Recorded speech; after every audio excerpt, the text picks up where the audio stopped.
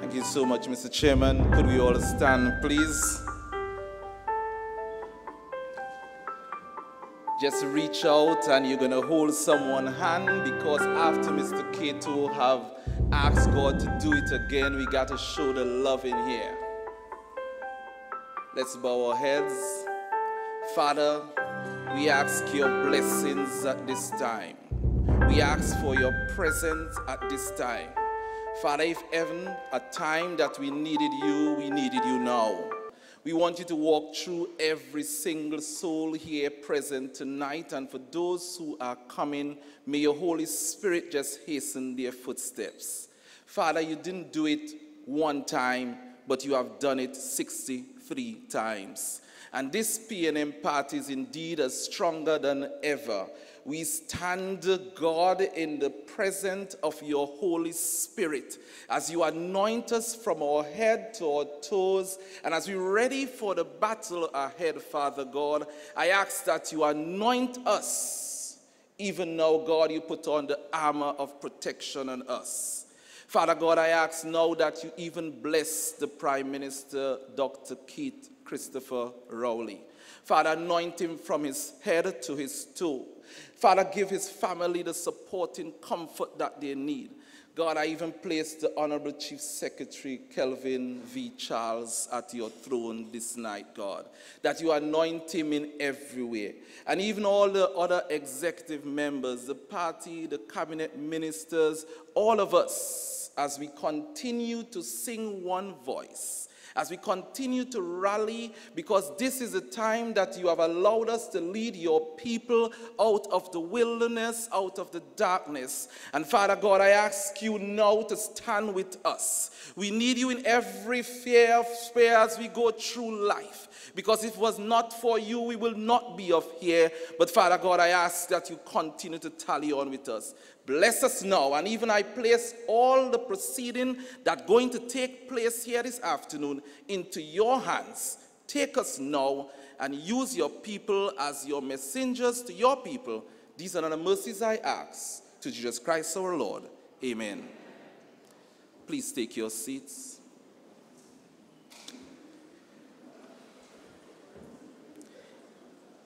It is my pleasure to welcome you to the beautiful electoral district of Providence, Mason Hall, Moriah. And it will be out of place for me to welcome the Honorable Dr. Keith Christopher Rowley in his own home. So I will greet him, because it was in 2013 he welcomed me to Mason Hall. And since then, I think he has been growing, and we have been doing together what no one have done before within this electoral district. So put your hands together as we greet the Honorable Prime Minister in his absence. I know the Chief Secretary is no stranger to Mason Hall, but tonight I'm going to welcome him. Welcome, sir. Let me also welcome the chairman of the party, Mr. Stanford Callender. Mason Hall is not so cold, sir. Let me also welcome my dear friend and the Parliament representative for Tobago East, Mrs. Ayana Webster Roy. Let me also recognize, how do I recognize you? The love, the kindness, and the warmness, Ms. Shamfa Kojo, Tobago, representative for Tobago West. Lady Vice President, as you see, she just strolled across. Ms. Camille Robinson Regis, welcome to Mason Hall. General Secretary, Mr. Foster Cummings, I welcome you, sir. And to all those persons coming from Trinidad to be here with us from the National, I welcome you to Mason Hall. And let me let you know that Mason Hall is so wonderful that we share a wonderful area of Mason Hall, and I'm sharing it with my dear friend, colleague, mentor, Miss Marceline Melville Jack, my co-representative for Mason Hall. Good night. And to all my other colleagues in the Tobago House of Assembly, I welcome you. To you, the people from Charlottesville to Crown Point, and all over, I welcome you to Mason Hall, but especially I welcome and I greet the people of Providence Mason Hall to this meeting as we listen to our messengers sent by us tonight to tell us exactly what is happening. Brothers, I welcome one, I welcome all. Do have a wonderful afternoon.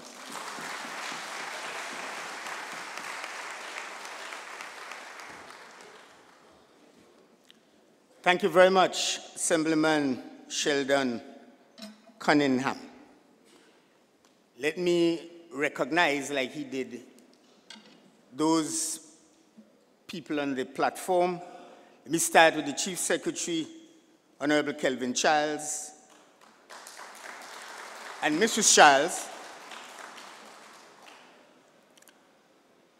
Honorable Ayanna Webster-Roy, Member of Parliament, Tobago East, Minister of State in the Office of the Prime Minister, and I know she goes nowhere without Mr. Roy.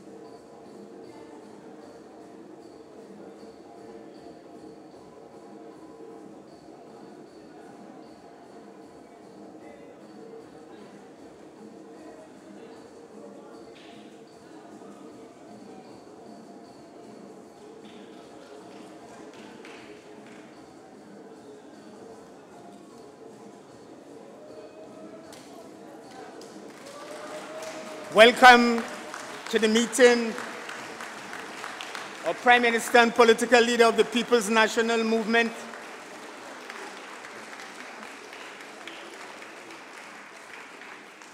And as Sheldon Cunningham said in his welcome, it is difficult to welcome you to your home, so we will greet you. Greetings to you, Honorable Prime Minister.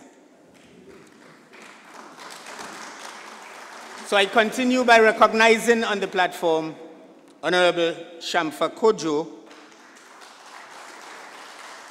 Minister of Sport and Youth Affairs, your area representative, Honorable Sheldon Cunningham. I recognize in our midst a very good friend of mine, at least I still believe she's my friend, the Minister of Planning, Lady Vice Chairman of the party, Honorable Camille Robinson-Regis. I also recognize our General Secretary, Senator Foster Cummings, Secretaries and Assistant Secretaries of the Tobago House of Assembly, friends, fellow Tobagonians, let's talk Tobago, our path to progress and prosperity, the facts that matter to you. Our opening batsman this evening is none other than the Chief Secretary of the Tobago House of Assembly, Honorable Kelvin Charles.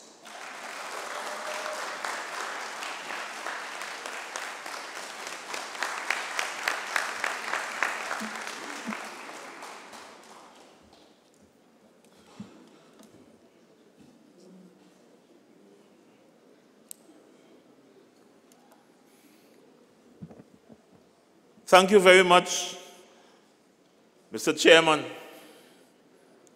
Mr. Chairman, political leader of the People's National Movement and Prime Minister of Trinidad and Tobago, the Honorable Keith Christopher Rowley, the Member of Parliament for Tobago East, Ms. Ayana Webster Roy, the Member of Parliament for Tobago West, Ms. Shamfa Kojo, Area Representative Mr. Sheldon Cunningham, Lady Vice Chairman Mrs. Camille Robinson Regis,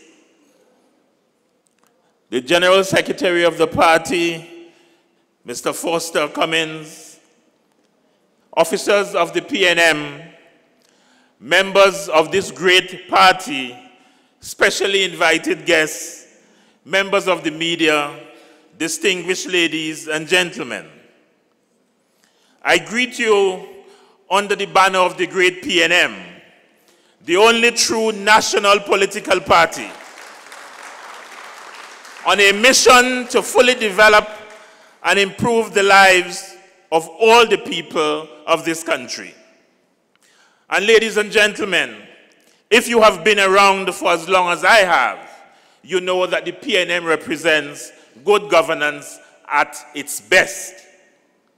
The PNM stands for solid facts and unadulterated truth over embellishment and inconsistency, sober leadership over confusion, bacchanal and political thuggery, the rule of law, sound policy and effective strategy, sophistication, selfishness, selflessness, sacrifice, and humility.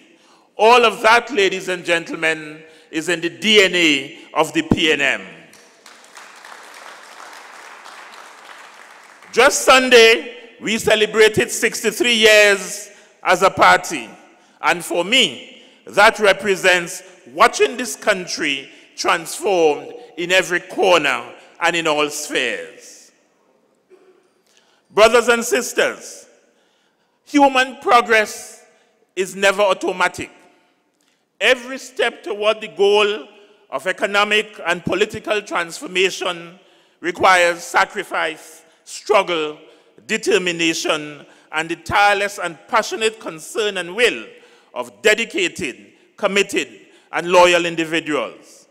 Ladies and gentlemen, when the PNM party rescued this country in 2015, the economy of this country was under tremendous pressure and had all but collapsed.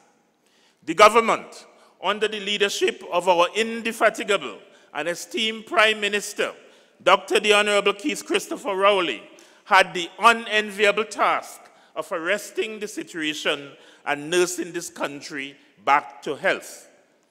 It was against this background that we in Tobago began our task in 2017 to ensure that the gains made by the PNM in Tobago were in the first instance maintained, and thereafter that we moved to engender continuous growth and development.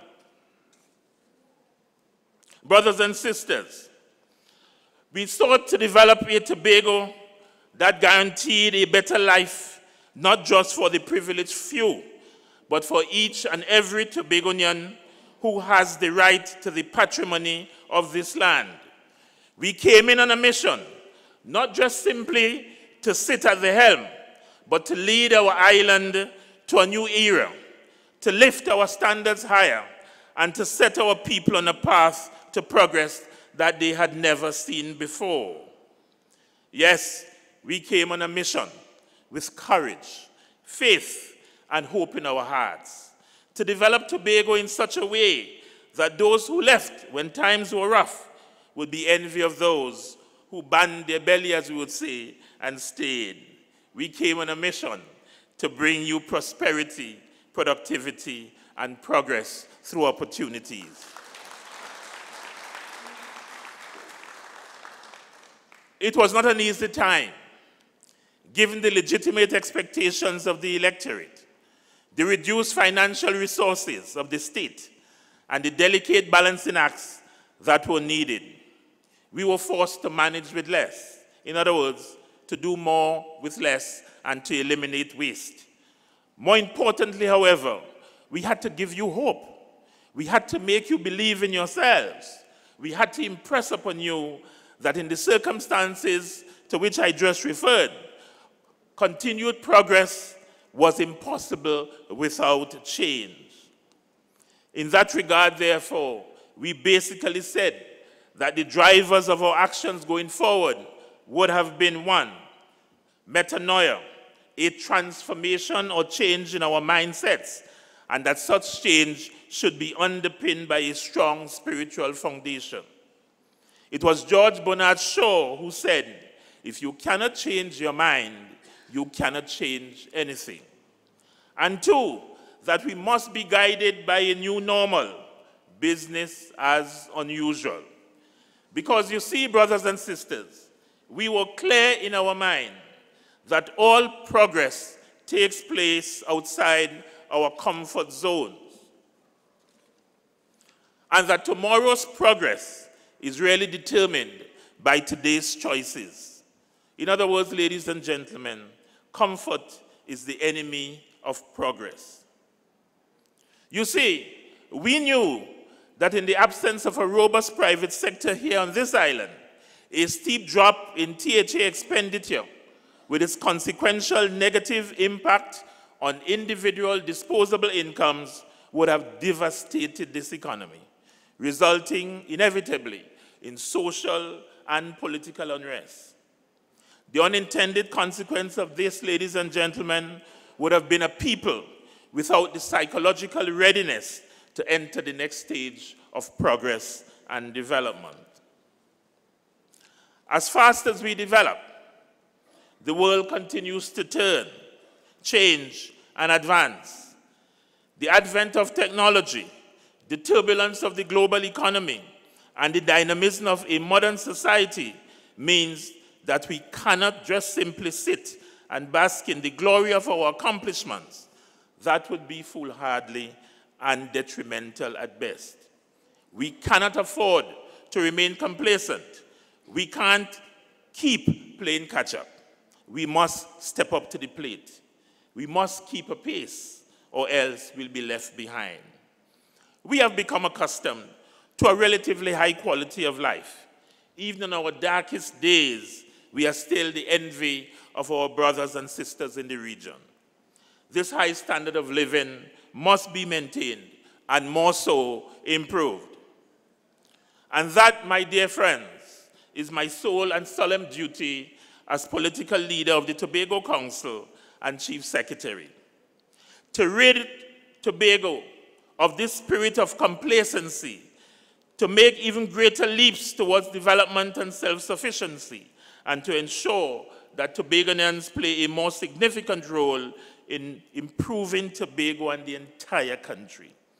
Placing you on a path to progress, building on what was already established, removing what is no longer satisfactory, and creating that which is necessary, placing you, again as I said, on a path to progress. A key requirement of our program or platform for progress, we recognize, was the quality of our human capital, an absolute necessity for our people to take advantage of the opportunities that we were about to create. And therefore, ladies and gentlemen, we placed and continue to place tremendous emphasis on developing Tobagonians, the Tobagonian child, the Tobagonian man, and the Tobagonian woman in a developing Tobago. For example, our rebranded Division of Community Development, Enterprise Development, and Labor was tasked with the responsibility of creating some of the business opportunities that we envisaged. You see, ladies and gentlemen, we hold the view that the best approach to community and island prosperity and to achieve an enhanced quality of life, as well as sustainable progress, involves giving to individuals, families, businesses, and community groups the freedom, the opportunity, and encouragement to build and secure their own future. And therefore, my dear friends, our overarching strategy is one that is community-driven and productivity-focused. For us, just as one builds a house block by block by block, so too shall Tobago be developed community by community by community. A significant aspect of our empowerment and people readiness strategy is our vocational skills training program. This program has seen tremendous success over the past 2 years. In 2016, ladies and gentlemen, we had 500 plus persons graduating. In 2017, we moved to 772 persons, and in 2018, we moved to 1,059 persons.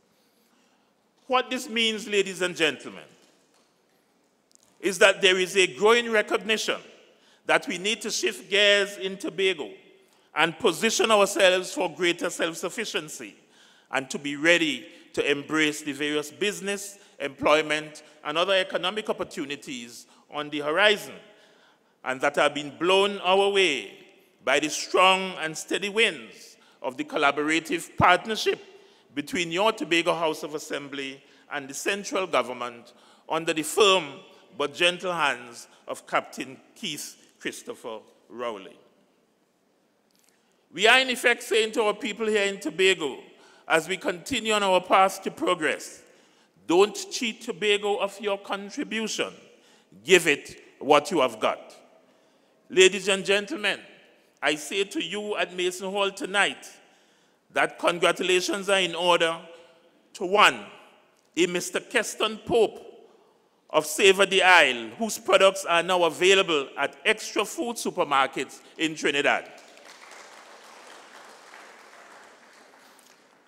Mrs. Sonia Charles Sampson of Rossans, whose bed sheets and linens are now offered for sale in the home decor section of 5 Massey stores. June Rogers of Pinkberry Cosmetic, who was once afforded the opportunity to market a business venture to potential investors on Planting Seeds TV series, a platform for entrepreneurs in the Caribbean that educate and inspire individuals to innovate and exercise their full potential. After 2 years in office, we may not quite be where we would like to be, but we are certainly not where we used to be. That's the simple and practical definition of progress. And may I say, ladies and gentlemen, that in the month of May 2019, a Tobago Roadshow will be held in Trinidad to forge business network opportunities with manufacturers, retailers, and potential investors, providing opportunities for growth and expansion, my dear friends, staying on the highway of the path to progress, ladies and gentlemen. Our CPEP and URP initiatives have been transformed. In fact, ladies and gentlemen, CPEP has been transferred from the Division of Health and Social Services, where it was before 2017, and is now strategically located within the Division of Community Development, Enterprise Development, and Labor. URP, we rebranded Useful, Relevant, and Productive, facilitating the first instance that mental and psychological shift from dependency to empowerment. Again, preparing our people to be the dominant creative forces in their lives. In this regard, during the past 2 years, there has been a fundamental shift in the focus of both programs to one of increased productivity and income generation. Ladies and gentlemen, this division also facilitated an agricultural program we call REAP, and a carnival market is to be held on February 22nd to sell produce from this initiative. The aim, ladies and gentlemen, generate employment, create some revenues, and of course, additional opportunities for members of the community. We have, ladies and gentlemen, with the generous intervention of the Honorable Prime Minister, embarked on an ambitious program of access roads development. As a result, hundreds of acres of farming and agricultural lands are now accessible. No longer can our farmers say that they can't access their lands. Possibilities, possibilities, possibilities, ladies and gentlemen, for economic growth and expansion, ensuring a well-paved road on our path to progress. As a result of our initiatives in tourism, beginning with the establishment of the Tobago Tourism Agency in February 2017, Destination Tobago continues to receive worldwide recognition and was accepted as the 203rd member city of the World Tourism Cities Federation, receiving its commemorative plaque in Qingdao, China. Notwithstanding the fact that we may have lost sandals, there is a steady stream of inquiries relating to tourism investment and development, reflecting hope and optimism for both local and foreign investment. And ladies and gentlemen, we must never forget, never, ever forget those who are mainly responsible for the loss of that great opportunity, that great game changer for the island of Tobago.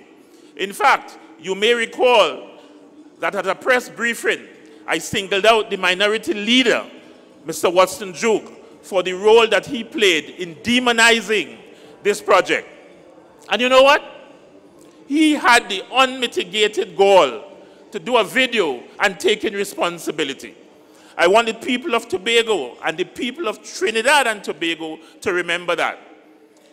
He also said that when, and I don't know that we will put God of our thoughts to do that, when they get into power, he will then invite sandals again to return.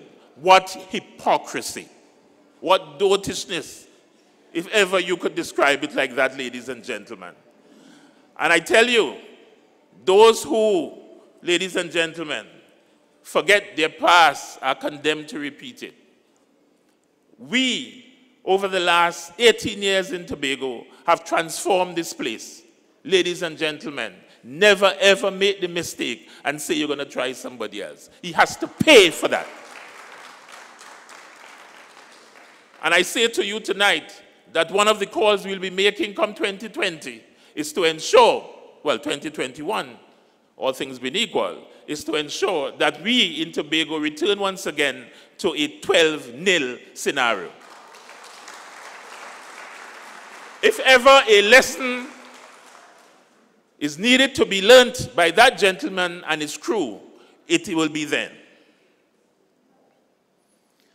Given the distinct possibility of hotel construction and operations in the not too distant future, we have embarked in Tobago on a construction certificate program in collaboration with the National Examination Council to have our persons trained to level 1 and level 2 certification.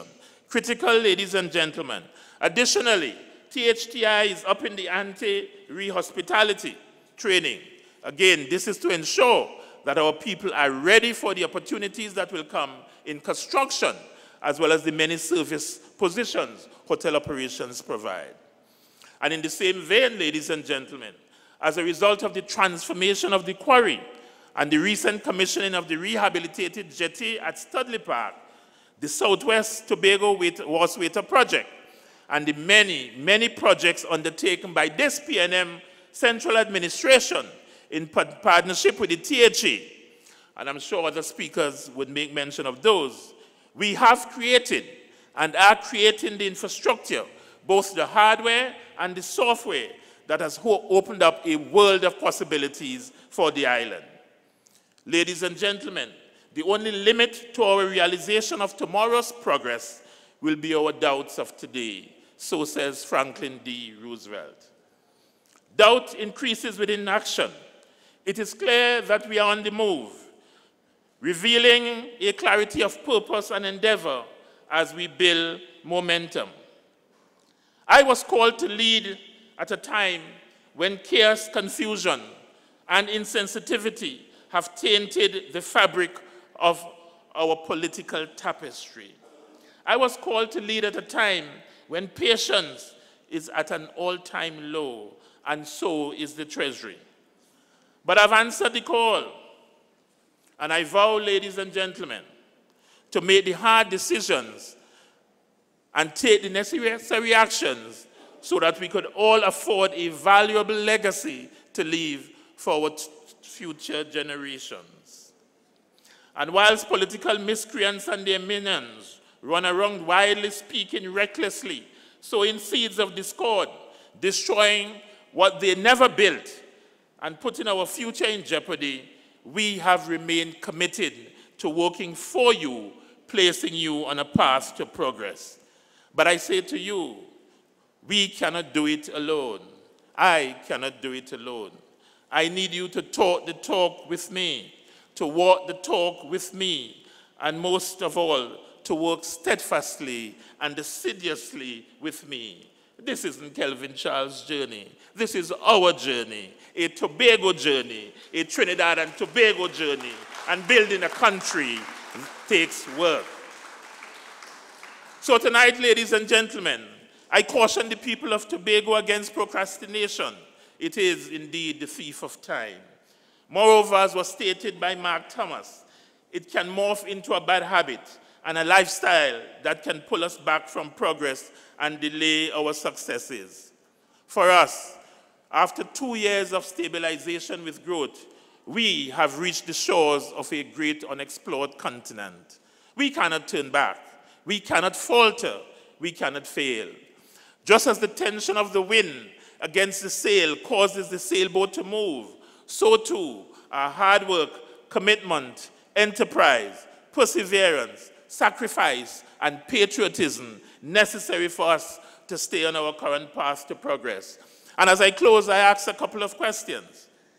Where are we, ladies and gentlemen, especially our young people, in exploiting and taking up our opportunities? I make reference tonight of one Orthain Cordner, 22 years old. He currently is engaging in an hatching activity, and his present capacity is 10,000. He has 6,000 eggs on hatch currently, 22 years old, and he's currently awaiting a disbursement of a loan for $27,000 from ADB, aiming to produce over time 30,000 chickens per month. Ladies and gentlemen, we are the ones we have been waiting for. We are the ones we seek. Great is the PNM. Great is the PNM. Great is the PNM, and it shall prevail. I thank you.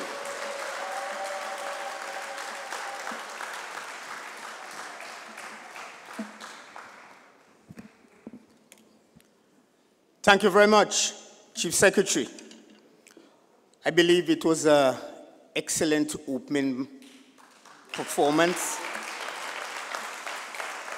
And I know our Prime Minister and political leader was a cricketer in his day, and he would know, in these circumstances, one of your most skillful batsmen will be in at number 3. It is said that wise men came from the east.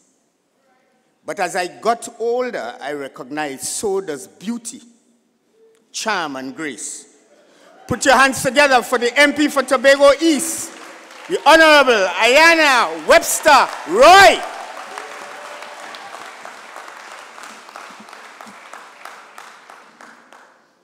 Chairman of the Tobago Council of the People's National Movement, Mr. Stanford Callender, political leader of the People's National Movement, and Prime Minister of the Republic of Trinidad and Tobago, Dr. the Honorable Keith Christopher Rowley, Deputy Political Leader of the People's National Movement, and Chief Secretary of the Tobago House of Assembly, the Honorable Kelvin Victor Charles and Mrs. Charles, Member of Parliament for Tobago West and Minister of Sport and Youth Affairs, the Honorable Shamfa Kojo, Area Representative for Providence, Moriah Mace-Noel, and Assistant Secretary in the Division of Infrastructure, Quarries and the Environment, Assemblyman Sheldon Cunningham, Lady Vice Chair of the People's National Movement and Minister of Planning and Development, the Honorable Camille Robinson-Regis, General Secretary of the People's National Movement, Senator Foster Cummings, Deputy Chief Secretary and Secretary of Finance,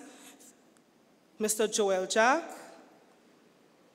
all officers of the People's National Movement, Tobago East family, PNM family, good evening.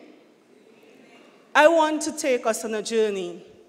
I know sometimes people say that we tend to look back too much, but for those of us who love our heritage, for those of us who love our culture, we know how important it is to reflect. We know how important it is to look back, to know where we came from, to understand where we are, and to progress forward. PNM brothers and sisters, I want to start this journey by reflecting on what we would have inherited. In 2015, you gave the People's National Movement a mandate.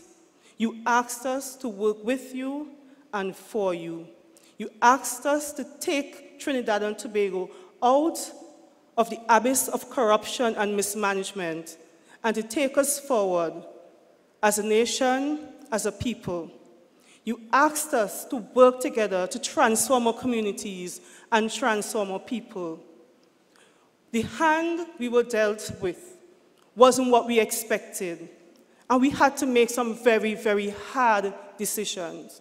But Tobago East, you know as well as I know, that every time Trinidad and Tobago has to depend on a man to take us out of problems and take us on the road to progress, Tobago East has always been the one to deliver. We delivered at a time when the country was going through some very, very difficult times. A.N.R. Robinson, a Tobago East man. And again, we delivered the Honorable Dr. Keith Christopher Rowley at a time when Trinidad and Tobago was going through difficult times. And both times, our men, our Tobago East men, were able to do the job and take us forward. That is why it is important for us to look in the past to know where we are going. PNM brothers and sisters, Tobago East people, we had difficult economic times, but regardless of that, our Prime Minister, our PNM government, our Tobago House of Assembly made it their duty to ensure that Tobago East was never left behind. So this evening I could stand here proud, my head held high, knowing that for the first time ever, Tobago East is getting the attention that she rightfully should get. For the first time ever, Tobago East is not being left behind. For the first time ever, Tobago East is standing proud and tall next to her sister, Tobago West. And that is all due to the hard work of the People's National Movement Central Government and the People's National Movement Tobago House of Assembly. PNM family, that is something to celebrate. A few weeks ago, I would have gone through my constituency and I've gone to Mount St. George, interacting with some of the agricultural workers there, interacting with farmers. And I saw all the desire and the hope for them to boost the agriculture sector, for Tobago to be able to feed herself, and for us to be able to stand on our own. But underneath that hope was also the desire and the hope for sandals. But let me tell you all something. Sandal wasn't the be-all and end-all. Sandal was just a part of a puzzle, a greater picture to take Tobago forward and prepare us for internal self-government and more autonomy. So when the Black Crows and the Blue Lagoons criticize and cry down and celebrate the party of sandals, let them go ahead, because we still have a plan. We still have a foundation that we can work on. You see, this central government would have invested over $20 million in developing our agricultural access roads, making it easier for those young farmers like I met in Mount St. George, and those young farmers in Louis D'Or, and those young farmers in Goldsboro, in Pig Farm Road, making it easier for them to be able to access agricultural land and develop it. Develop it for our benefit, and in the future develop it so that those visiting our islands would be able to enjoy produce grown right here in our constituency, in our communities. Despite the economic conditions, despite the cutback, despite the disappointment, our central government ensured that Tobago's health sector was not left behind. Yesterday, we visited the site for the new Roxborough District Hospital. And when Secretary Carrington showed me the area for the maternity ward, I was very excited. You see, almost 7 years ago, I remember the panic and the fear traveling to get to the old hospital up the fort in labor and wondering if I would make it in time. Tobago East women, Windward women, Roxborough women, Dallaford women, Charlottesville women. Soon, that fear will be a thing of the past. And the reason why I could celebrate that, because I know there was a time when Roxborough was able to have babies delivered there. My sister was born at the maternity block in Roxborough. So even in the midst of restructuring, our health sector is not being left behind. There's a commitment from the Secretary for Health, Wellness and Family Development. And this is particularly for the people of Charlottesville who would have reached out to me last night on my Facebook page asking about what is in store for Charlottesville. Yes, your health center will be upgraded to offer longer hours of service, and there will be a doctor on site every day. That is thing to boast about, and that is thing to celebrate. Mariah not left behind, because your health center is under construction. So even though money might be tight, we're still delivering and delivering P&M style. Tobago East people, health, wellness, that is all good. But safety and security just as important. We visited this ongoing construction of the Roxborough police station yesterday, and I got excited, even though the Honorable Prime Minister is telling me that's police station too big. But you know what? We'll take it even if it's big, because we know the days of going up to the little police station on the hill.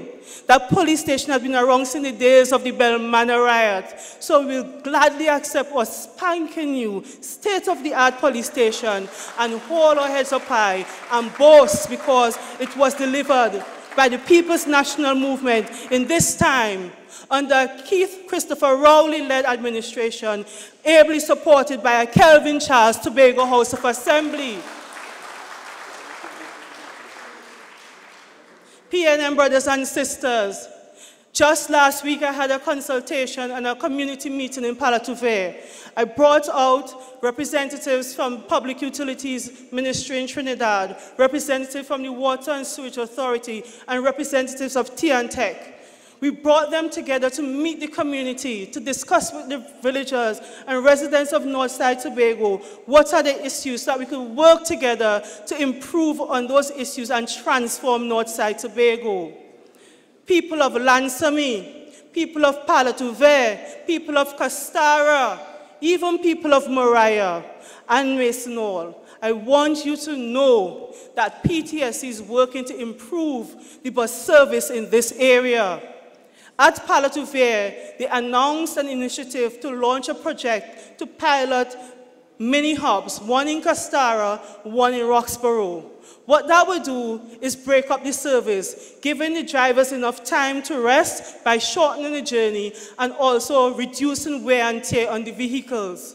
When that was announced to the people of Palatuvere and Castara and environs, they were obviously a bit skeptical, but excited nonetheless. You see, those who live in those far rural communities would know all too well of times of waiting for a bus and the scheduled time the driver does not turn up because either he's too tired or the bus could not make the journey. By breaking up the service, making it shorter, we ensure that our drivers are well taken care of and our vehicles will be able to traverse our roads carefully to deliver our people to their destinations safely. To the residents of Charlottesville, I know when I met with the village council last week, the issues about transportation came up, yes, as well as Turpin Bend. and the Secretary for the Division of Infrastructure, Quarries and the Environment was there with me, and he reassured the people of Charlottesville that they would not be left behind. He gave a commitment to see what can be done to fix the road infrastructure leading into the community, and also there was a commitment from PTSC to ensure that drivers receive continuous training and development, so that situation we had a few weeks ago, when a driver did not do what he was trained to do and a bus got stuck, would not happen again. People of Tobago East, your government, your PNM-led government, your PNM-led Tobago House of Assembly is working for you. In terms of Water and Sewage Authority, we have been going to Charlottesville continuously with the support of the Tobago representative on the board. We have been meeting with the management of water in the community to devise ways of ensuring a better quality of water supply in Charlottesville and a more consistency in the water supply. I want to reassure you that soon and very soon, the problems of water supply in Charlottesville will be addressed. WASA has already embarked on a project, is almost complete, and very, very soon, those who live in areas such as Bel Air and Campbellton would have a better supply. So Karen Eastman, that one was to you. In the community of Speyside, recently, the Chief Secretary would have announced that extensive drainage work was done. This was particularly beneficial to a family that would have been flooded out continuously. The Chief Secretary would have mobilized his team and ensured that in Speyside, the drainage situation was addressed. So hopefully, our residents of Speyside would have a better quality of life. Tobago East people, this is your PNM government, your PNM-led Tobago House of Assembly working for you. So now I want to take us along the journey and address a little situation. Now we have some crows in Tobago. They pretend to be dove. They pretend to be defenders and champions of Tobago. They pretend to be squeaky clean and white and good and decent. But in reality, they're just UNC mouthpiece. I could say that without fear of contradiction, because I have to sit in the parliament and hear people throw talk from me across the divide to say, Watson, you come in fear. Well, let him come. This Tobago East girl already.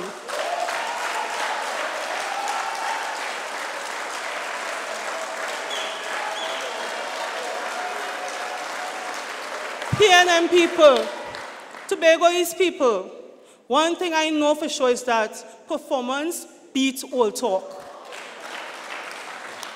So when they go about the place talking about when you see an MP, when last you talked to your MP, when last you smiled with your MP, I could let you know, I could reassure the people of Tobago East that I have been in constant contact with you every month, every day, every single year since 2015.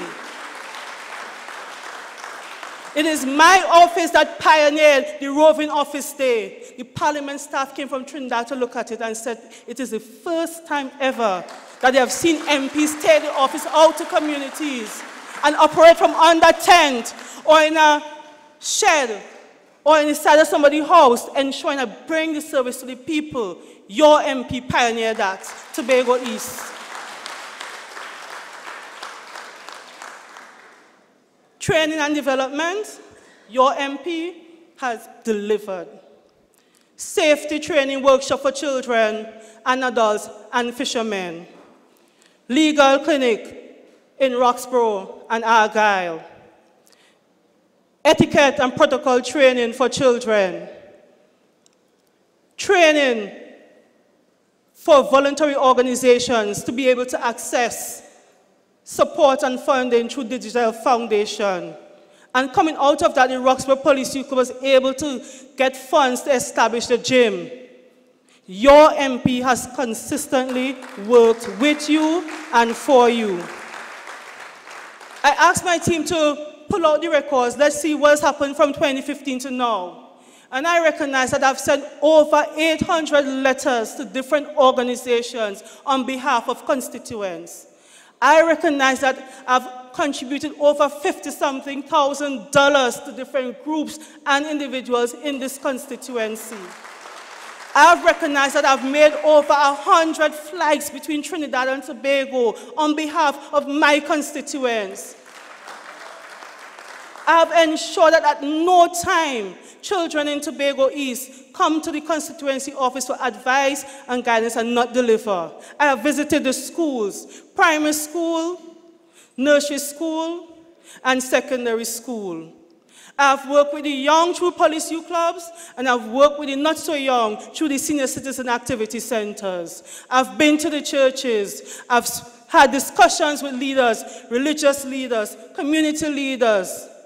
Your MP, regardless of my quiet demeanor, have always worked with you and for you. So in 2015, when I told you, give me the mandate, walk with me, and I will walk with you, I have been walking with you. I have been working with you and for you, and we are seeing the benefits daily throughout our constituency. Tobago East, don't, as the young people say, take chin up and old talk. Now, every loud mouth is an ability to deliver. I told you all in 2015 on the campaign train, if you take a jar and you put some coins in it and you shake it up, it will make plenty noise, right? I also told you, take $100 bills and put it in the same jar and shake it up. You won't get much noise, but more value. Don't let the quiet disposition fool you. I don't have to walk around with a bullhorn to represent you. I don't have to stand up on a desk to represent you. I don't have to walk around with a placard and protest to represent you. But with charisma, with the ability to win people over, I can represent you.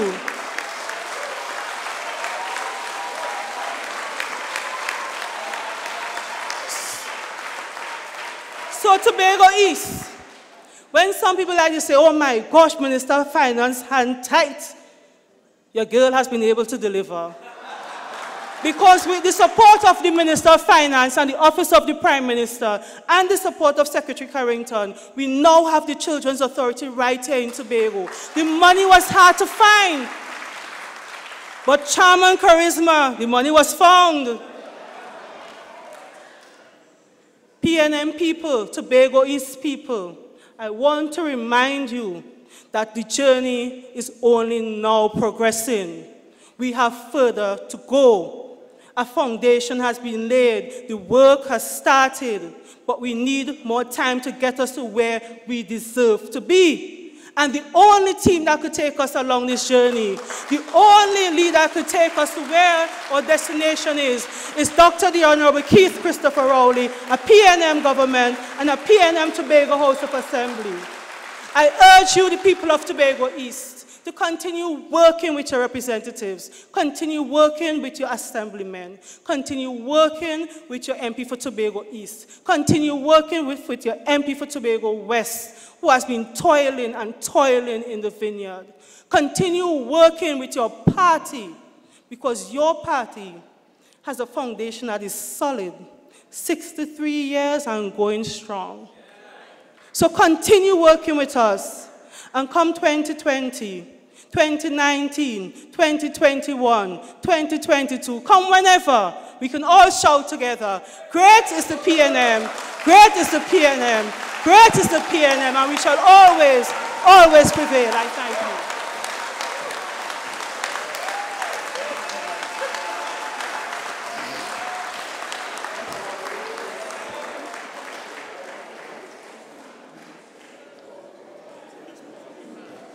Councillor Terry Randon, I want to welcome you to Tobago. You are among friends. Welcome to Tobago. Ladies and gentlemen, in 2015, we made a bold decision to send not one, but two young, beautiful, educated, charming, and articulate young ladies to represent the people of Tobago. Put your hands together for Ayana Webster-Roy.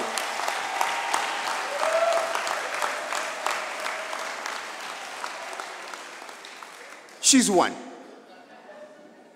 I want to now invite the other one, equally charming, equally graceful, and equally dynamic, but she will come to introduce the captain of the team, our political leader and prime minister. Put your hands together for Honorable Shamfa Kojo.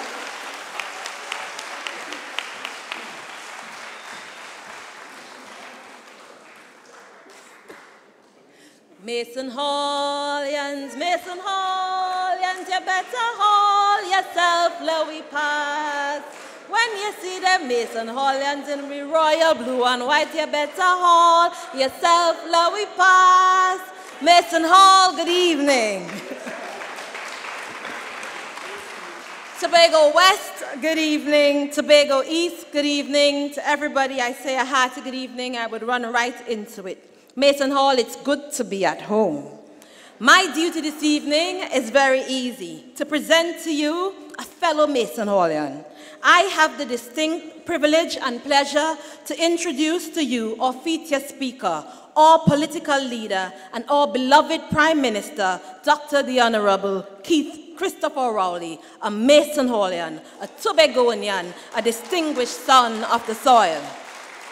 He is a graduate of Bishop's High School here in Tobago, a Sylvan Bowles Scholar. He holds a PhD in geology, specializing in geochemistry. He is a prominent intellectual, a born leader, a political titan, and a quintessential father figure. Dr. Rowley first ran for political office in 1981, where he contested the Tobago West seat, the only PNM candidate to contest elections both in Tobago and in Trinidad. He was called to serve as an opposition senator in 1987 and was elected to the House of Representative in 1991. Having served as MP for Digo Martin West for over 30 years, he is the longest serving member of the parliament in this nation. He has served as Minister of Land and Marine Affairs, Minister of Planning and Development, Minister of Housing, and Minister of Trade. In 2010, when this party was at its lowest, he took on the mantle as political leader, and with boundless faith in our destiny, he set out on a mission to re-engineer this party, to modernize the artillery, and to steer us back to leading and rebuilding this country. From one man, one vote, to increase power and autonomy for Tobago, Dr. Rowley has led the charge with courage, dignity, decency, and humility. My colleagues and I are indeed grateful for the opportunity to sit at the feet of this giant, to be schooled, to be nurtured, to be guided, and to be cultured. He has moved this country from a state of shame, despair, and hopelessness to a state of optimism, faith, and resourcefulness. As the country braves the most violent and turbulent waters, we couldn't ask for a better Prime Minister. Right leader, right time. God has certainly worked in our favor. The ship of state is finally in good hands, and once again there is sober leadership, wisdom, and direction for all of the Caribbean. The people of this country could finally raise our heads again. Thank God for Dr. Keith Christopher Rowley leading the PNM, a good shepherd, a man of integrity, a strong defender, a leader, a visionary. Ladies and gentlemen, brothers and sisters, I give you your very own, our beloved political leader. Put your hands together and give him a hero's welcome. The Honorable Prime Minister of this great nation, Dr. the Honorable Keith Christopher Rowley.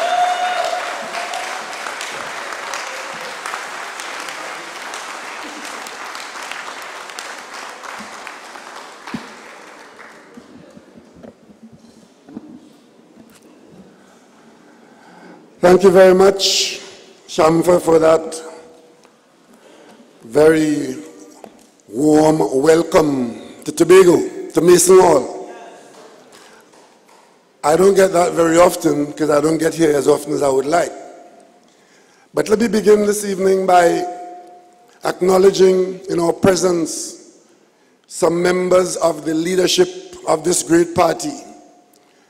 With us here this evening, I see the Lady Vice Chairman, Mrs. Camille Robinson-Regis, a Tobagonian by boat.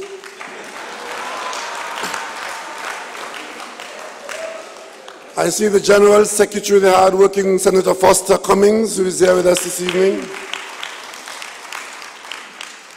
But most pleasing to me this evening, ladies and gentlemen, is to sit there and see you receive the two young people that you sent to Parliament in 2015.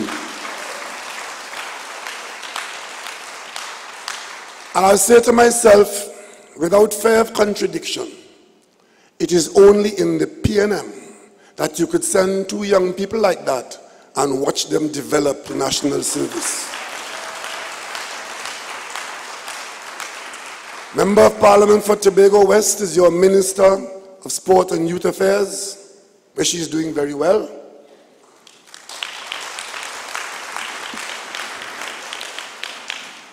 And the member for Tobago East is probably one of the hardest working Tobago MPs ever.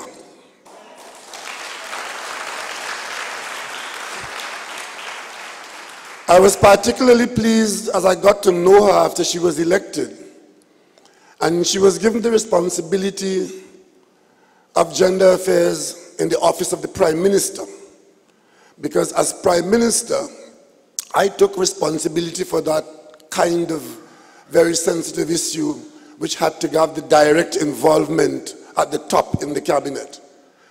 And she was in Trinidad doing that work, looking after the children of the country who require the state's protection, getting the infrastructure built and so on.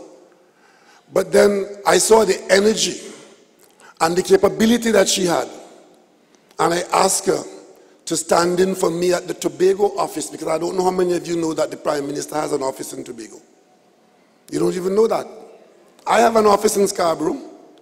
I come here once in a while, but that office is occupied on an ongoing basis and operated by the Member of Parliament for Tobago East, the Minister in the office of the Prime Minister. And as a minister operating and based in Tobago, but coming to Trinidad, whenever she's in Trinidad, if the cabinet is in session, she joins us in the cabinet. If she's not in Trinidad, well, then she would miss those meetings. And she gives Tobago her #1 priority. And that is why she could come here tonight and outline that kind of development program driven by the Member of Parliament for Tobago East on behalf of the people of Tobago East and Tobago in general. I want to apologize to you all for not coming here at the last meeting when it was advertised. It was all my intention to be here with you on that occasion, and you had made your preparations, and I had to cancel because there were other more important and urgent matters requiring my attention in New York and in Uruguay. But tonight I want to thank you all for coming out, especially on a night like this when there's pan judging taking place, and you could still fill this hall, because I know many of you would have been involved in the steel band judging. But you did come out here to take part in our PNM event, and I'm very grateful that you've done so. And I want to acknowledge the tens of thousands of persons who are looking or listening on the media, because we are broadcasting this meeting live.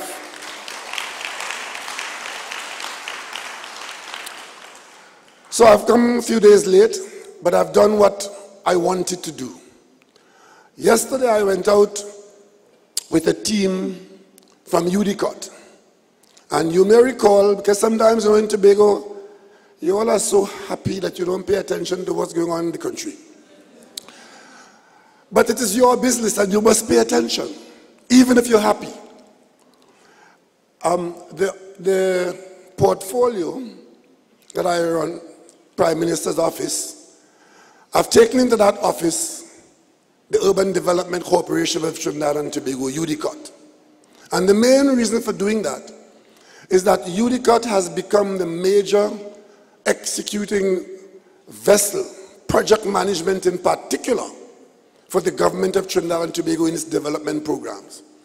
And of course, by extension, the Tobago House of Assembly has been using UDCOT to execute some of its development programs. So as minister responsible for UDCOT, I also have as my prime ministerial duty, additionally, I have the responsibility for the UDCOT portfolio. And that is why I came over here on Monday to be taken around by UDCOT, so I could see for myself what progress is being made with respect to the projects that UDCOT is involved in Tobago.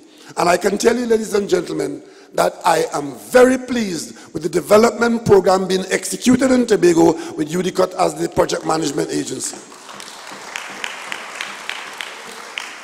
And you probably would have followed the news and you would have heard that we went to Roxborough. We saw the virtually complete Roxborough administrative complex, where alongside the Tobago House of Assembly's expectation, because all that UDCOT is doing in Tobago, that is underway now, is being done on behalf of the Tobago House of Assembly. So there's a synergy between the central government, where UDCOT is based, and the THA, where the projects are presented, prepared, executed. So UDCOT is working as a project manager for the Tobago House of Assembly, as it does in Trinidad on other projects. And with that kind of arrangement, and with the technical skills available in UDCOT, we have been able to accelerate projects in a very satisfactory way, and that system is working very well.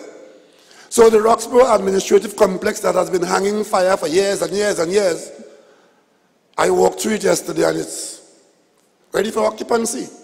The people of Roxborough, very soon, I presume there's going to be an official opening, but in that complex, the people of Roxborough will meet virtually all the basic government services that should be made available to persons who access those services on an ongoing basis. That will bring about a change in East and an improvement in the quality of life and greater satisfaction. You don't have to live in St. James or in Scarborough to get certain services. If you live in Roxborough or Delaford or Speyside, it's right there next door to you. That's what that complex would do, because you have in it virtually all the government services.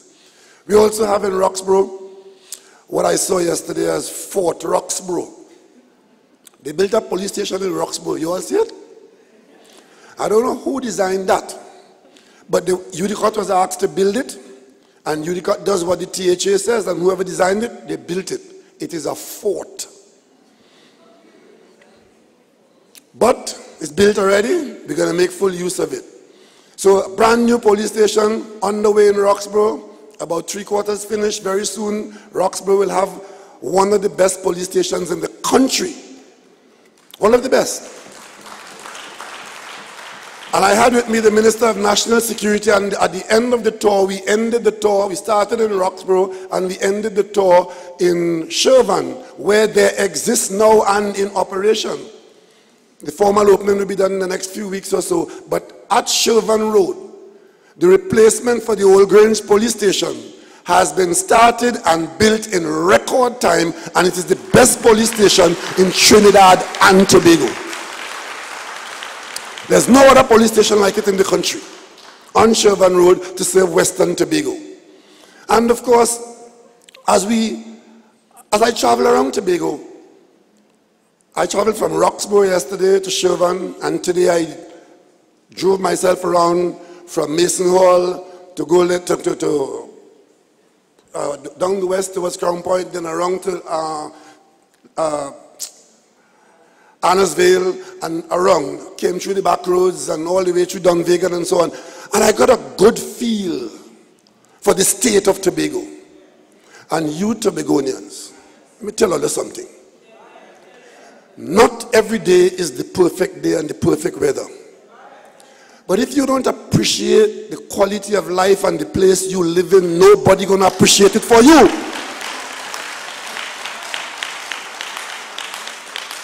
I can tell you now without fear of contradiction that the people of Tobago are enjoying the best in Trinidad and Tobago in terms of where they live, how they live, what they have, and what they can do. The quality of life in Tobago is not surpassed anywhere in Trinidad. And if you don't know that, just say, I tell you so. I tell you so. But of course, you know, there are those, right, who could only see, as I saw about half a dozen potholes. but on roads that are generally well maintained. I saw your steel barnyards, about the best in the country. Our panmen in Tobago have good panyards. I saw your back roads paved and so on.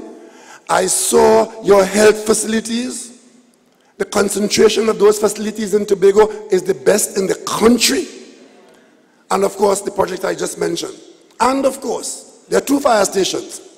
One where the contractor is on site in Roxborough. The contract has been awarded. And as we finish the Tobago Roxborough complex, another contractor is about to start on site already to start the Roxborough fire station.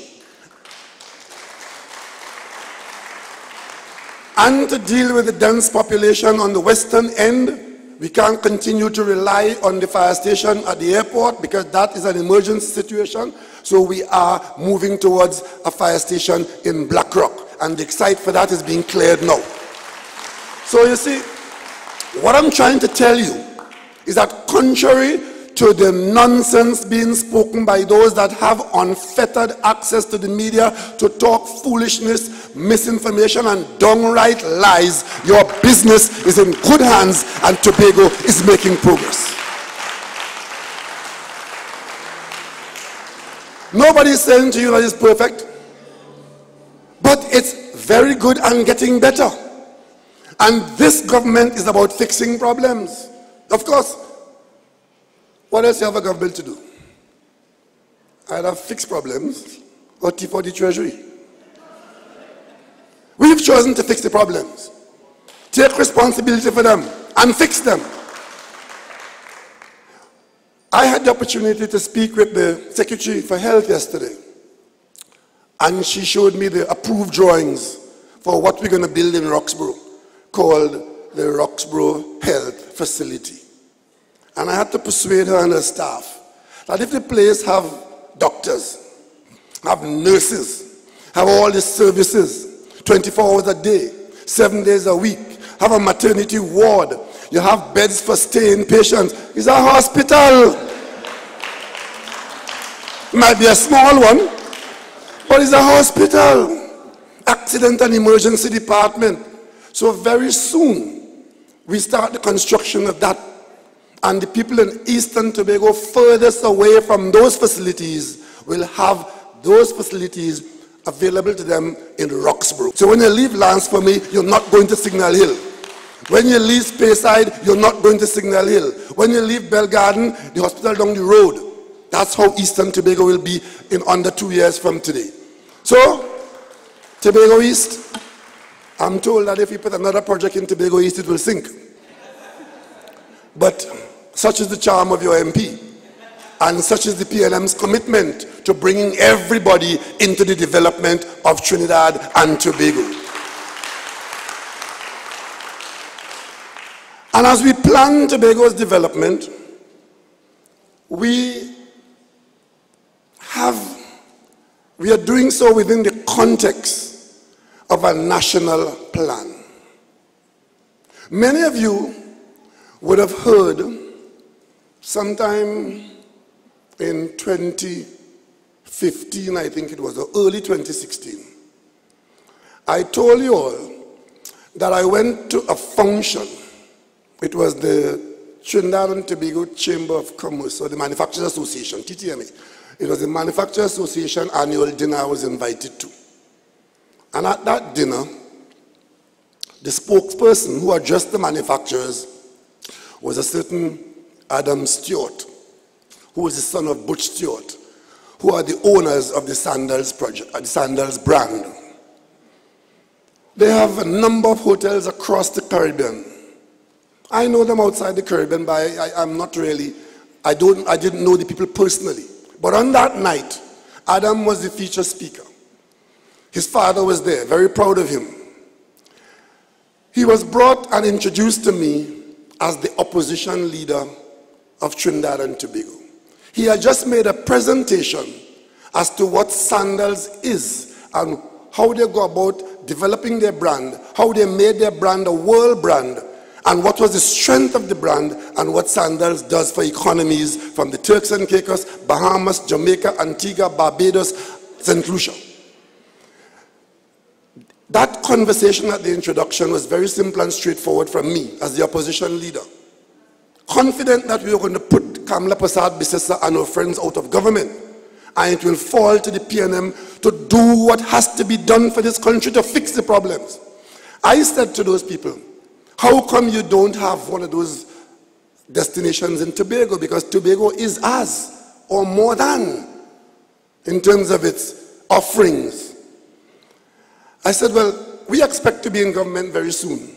When we get into government, I would like you to come and look at Tobago and see if we could attract your brand to Tobago. Ladies and gentlemen, that was me acting for you and the country, doing what I am supposed to do, not putting money in my pocket, not putting money in foreign bank accounts, not thieving out the treasury, but being a salesman for this country. As fate would have it, we won the election, and Mr. Stewart came as he was invited by now the Prime Minister. He came to Trinidad. We put him in the hands of the public officials. They came to Tobago by helicopter. They flew around Tobago looking to see where the Sandals brand can best be located for the things that they do in Tobago. We said, okay, the Magdalena was also available, ready, done, if you want that. They said, no, that doesn't fit the Sandals brand. And I don't know how many of you know what the Sandals brand is. They sell exotic locations to couples. People who just got married, or want to renew their vows, or just want to go somewhere as a pair, they look for the Sandals brand. It has now become a world-famous brand owned by Jamaicans. And then, of course, if they're going to get married, they bring their whole entourage with them. They bring their family and their friends and so on. But the couple stay in one hotel called the Sandals. And whoever they bring with them stay in another hotel nearby called Beaches. So there are two hotels that make the brand, the model. Sandals for the couples who don't want to be disturbed by whoever else, and then uncle, auntie, nenen, whoever else come, they're in the Beaches, and they come together for their weddings and so on and so on. This is a brand that is now extremely popular in the world. It's the highest end. It's a luxury brand. We always wanted Tobago to be at the top because Tobago is about the best in the Caribbean in terms of its natural beauty and whatever else. But most importantly, why we asked that particular brand to come here is because the strength of Sandals brand brings with it something that we have been wasting money on and something that we have failed on, and that is airlift. Every territory that has a Sandals outfit has with it very strong airlift. And if you don't believe me, ask Grenada, ask St. Lucia. Number of flights per day, double, triple, quadruple, because people are coming where the brand is. And one good thing that Tobago had going for it, Sandals has a 57% repeat. They don't want to go to the same place all the time. They go to different countries, but they go with the brand. So we were coming on as a new destination and would have been guaranteed of persons who normally go to the Bahamas and the Turks and Caicos and Antigua. They knew, where's the new place? Tobago! Ladies and gentlemen, well, I made the mistake of my life to do that. Having done that, we created the environment for the whole arrangement to come to Tobago. Came to Tobago, talk as much as you like. In fact, we talked so much about this project that the opposition accused members of me and my government of being salesmen for Sandals. Just because we were telling you it was a good thing. They accused us of being salesmen. But by the same time, after they badmouthed the project and got it collapsed and Sandals withdraw, you know what the blame is? The government did not explain it properly and handle it properly when they were out there night and day, morning and evening, badmouthing the project and behaving as though Tobagonians are, waiting to chase them out of Tobago. Huh? There was one of them going around with a petition. She and her father enjoy Charlottesville for all their life But now something coming to you, they're going with petition, don't bring sandals here. Sandals will take the 2 tourists. And you, the people of Mason Hall, and all over Tobago that wanted the project, you all sat there with your fingers on your lips and let a handful of people create the environment of unwelcome and trying to convince you now is somebody else who do. Wasn't Duke at least took responsibility for his foolishness because he intended to prosper by that. They said God takes care of fools and little children. He thinks he did God's service by bad-mouthing the project and telling you that when he becomes chief secretary, he will bring it back. Well, that is the alternative to the PNM. And if that is the alternative to the PNM, then God help Tobago. You see, the opposition that got driven out of office for corruption, they did every single thing in this country they corrupted. Accusing me now of making deal with sandals and talking about there was no procurement process. There was no procurement process. And why did we not put our advertisement outside and let other people apply and then choose one? That is the procurement process. Ladies and gentlemen, how many of you in here have a little ticker by your heart or your stomach and feeling good or your muscle and you apply it, put a hand out there and ask doctor to come and see which doctor you want to choose from? You want something for your heart, you go to a heart specialist and you want to know who is the best one. The reason why we didn't have to go anywhere else is because we had already gone somewhere else and it failed. I heard Mariano Brong on the radio explaining, because every Friday he has an assignment to go and badmouth the government. He was giving the example of how it should have been done the way they did it. Forgetting that that failed. Because you see, when we built the Magdalena, they advertised for people and they got the Hilton. And we all were happy because the Hilton was the brand in Tobago. What is now the Magdalena used to be the Tobago Hilton. It failed. Failed to the point where Hilton had a small shareholding in it and they gave it up and left, just give it away back to the government because they decided that they were not in the business of investing money in the hotel plant. They were in the business of managing the hotel. So they gave it up and they left. And the reason why the Magdalena has failed, is failing now, as I speak to you now, is costing you, the taxpayer, millions of dollars to keep the Magdalena open. Instead of making money for you, it's costing you money. And the reason why it failed is because while you built the hotel rooms, there was nothing to attract airlift to Tobago, and Tobago's rooms have not been attracting sufficient airlift. The THA tried to fix that by paying airlines by the seat to bring people here. Once again, you're burning money to make money. And if the seats don't get filled, then you don't get any money. So that is the level of subsidy, unseen subsidy. And there was no direct flight between Tobago and any of the major destinations. What the Sandals brand did was to solve that problem of airlift, because the brand brings with it the airlines. It's big enough, it's classy enough, it's profitable enough for the airlines to follow it. Not what we were doing before, trying to pay people to bring seats to fill the airline seats to fill the Magdalena.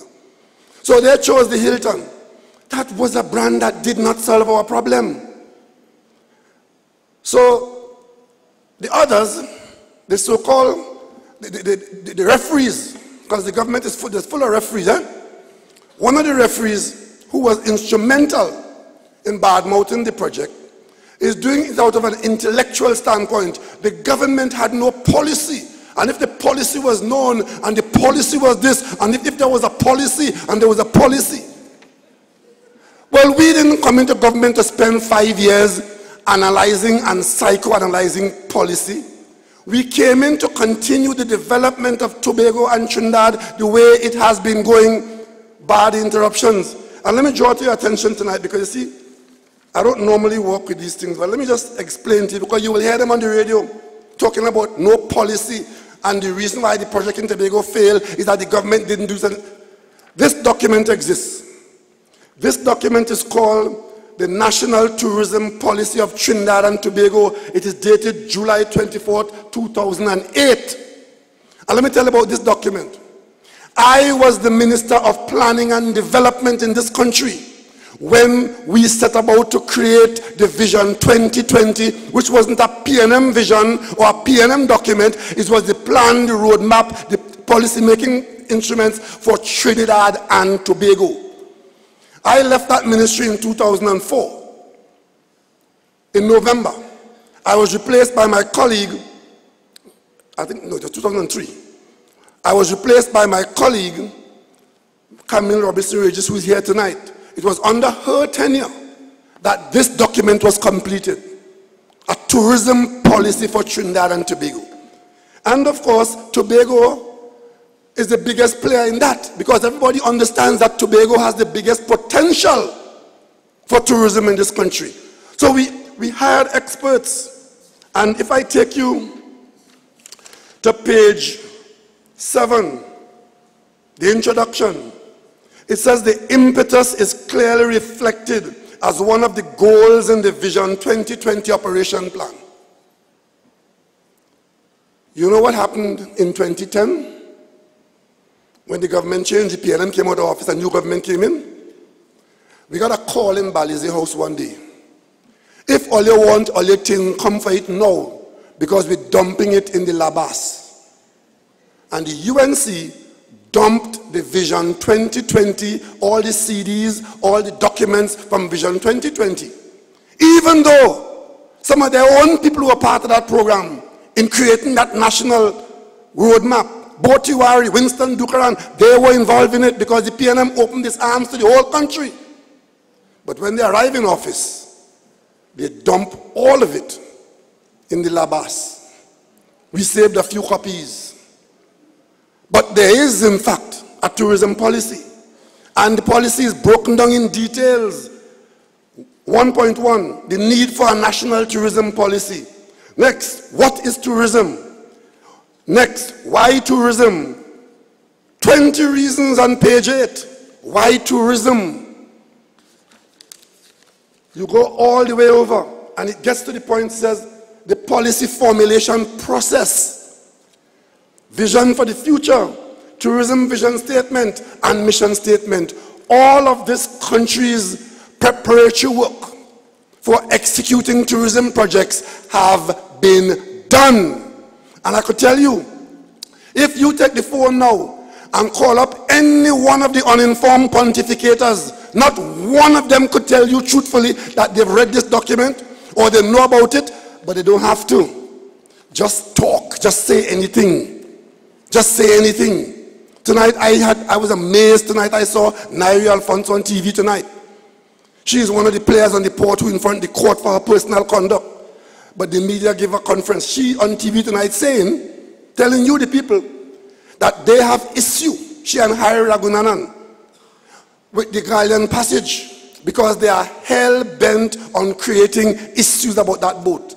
And tonight's story is that the Galleon Passage was bought for $18 million more. Hear it, eh?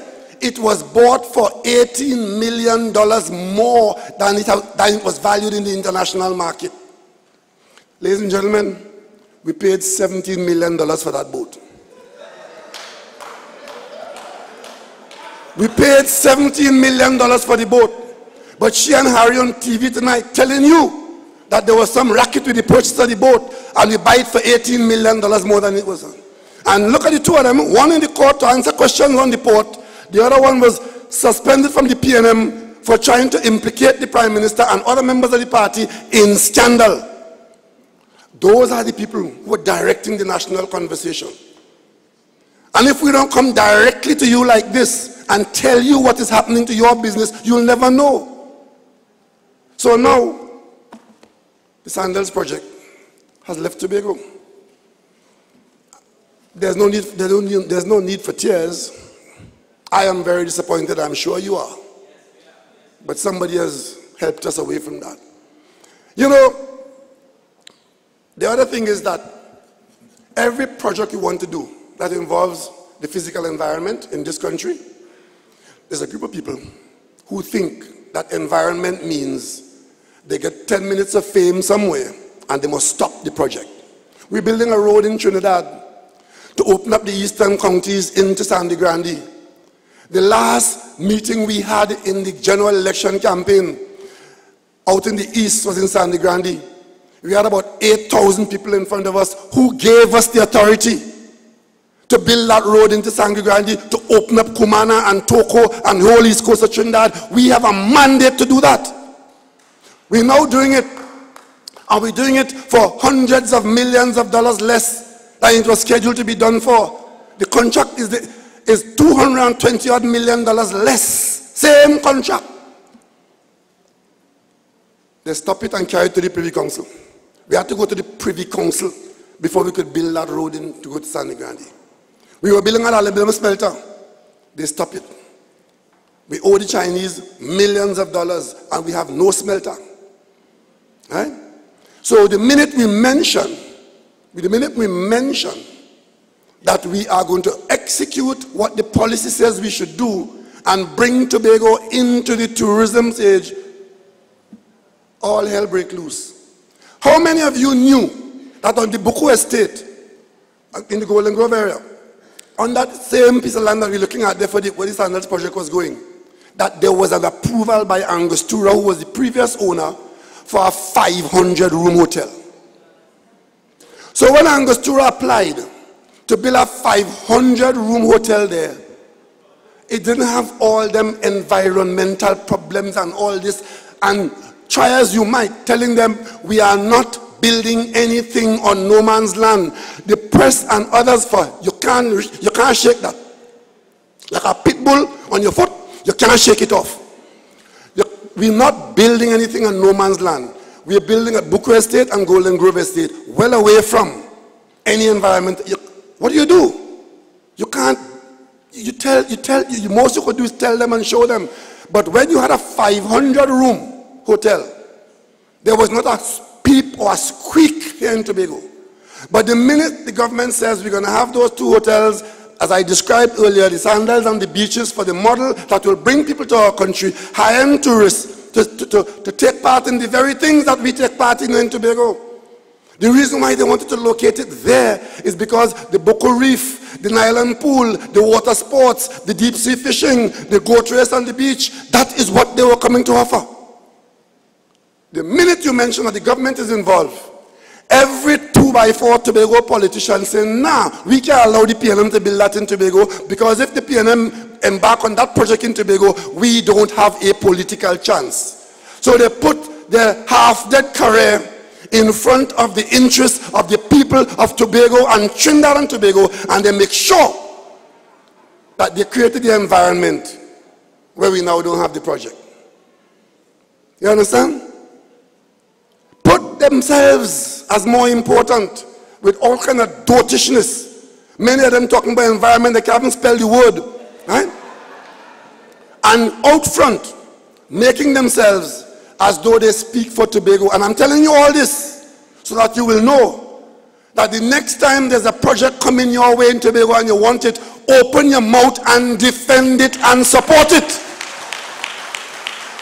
Otherwise the same thing will happen again.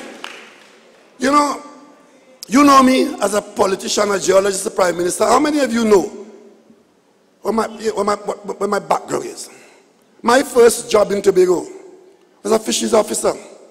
My day work was patrolling Buku Reef. When I went to university, I came back here. I spent a whole summer here training reef boat operators as to how to talk to tourists and what to show them in the sea, whether it's fish or coral or grass or whatever it is, so that they can speak intelligently to tourists. I was hired by the tourist board to do that. I spent days in the fisheries department counting murex in the lagoon, in the mangrove. And when we were concerned about pollution in the Bonaccord Lagoon, I spent days at the bottom of that lagoon picking up holothurians. What are you telling me about environment? As though I now suddenly become a destroyer of Tobago. And a lot of people believe that if you're uninformed or you're ill-informed and you have enough ill will, you now should be listened to. And you should determine what happens. This development and this kind of attitude in your country is not going to get us anywhere. So, the government has just approved a developer to design, to build, and to operate, with or without government participation, a marina at Cano Bay in Tobago. I want them to kill that too. As I speak to you now, the environmental impact assessment is being done. It will involve dredging. It will involve the building of a breakwater. And it is because Tobago being located where we are, just below the normal hurricane belt, we want to market Tobago as a safe place in the Caribbean for all the boat owners and boat users in the region, that during the hurricane season, the place to have your boat is in Tobago. But to get that done, you have to have an international standard marina. You don't build marinas in the sky or on the mountain, you build it by the sea. So we are going to build that there. The government will be involved because the seabed belongs to the state. We don't have the money to build it ourselves, so we're doing it with a private partnership arrangement. We went out for RFPs, it was properly evaluated. We selected an international Dutch company, and they are here to build that marina. I'm listening with my ears very clean to hear which one of them is going to come and say Tobago does not need them, Tobago should not get, and that there's something in that area that we must not have a project like that. Every single Caribbean island that has any flow of tourists also has a marina, whether it is Grenada, St. Bart's, Antigua. And of course, you know, one of the objectors to this Andals project here was saying that, well, we want to change Tobago's traditional tourism. Tobago's tourism is supposed to be laid-back tourism.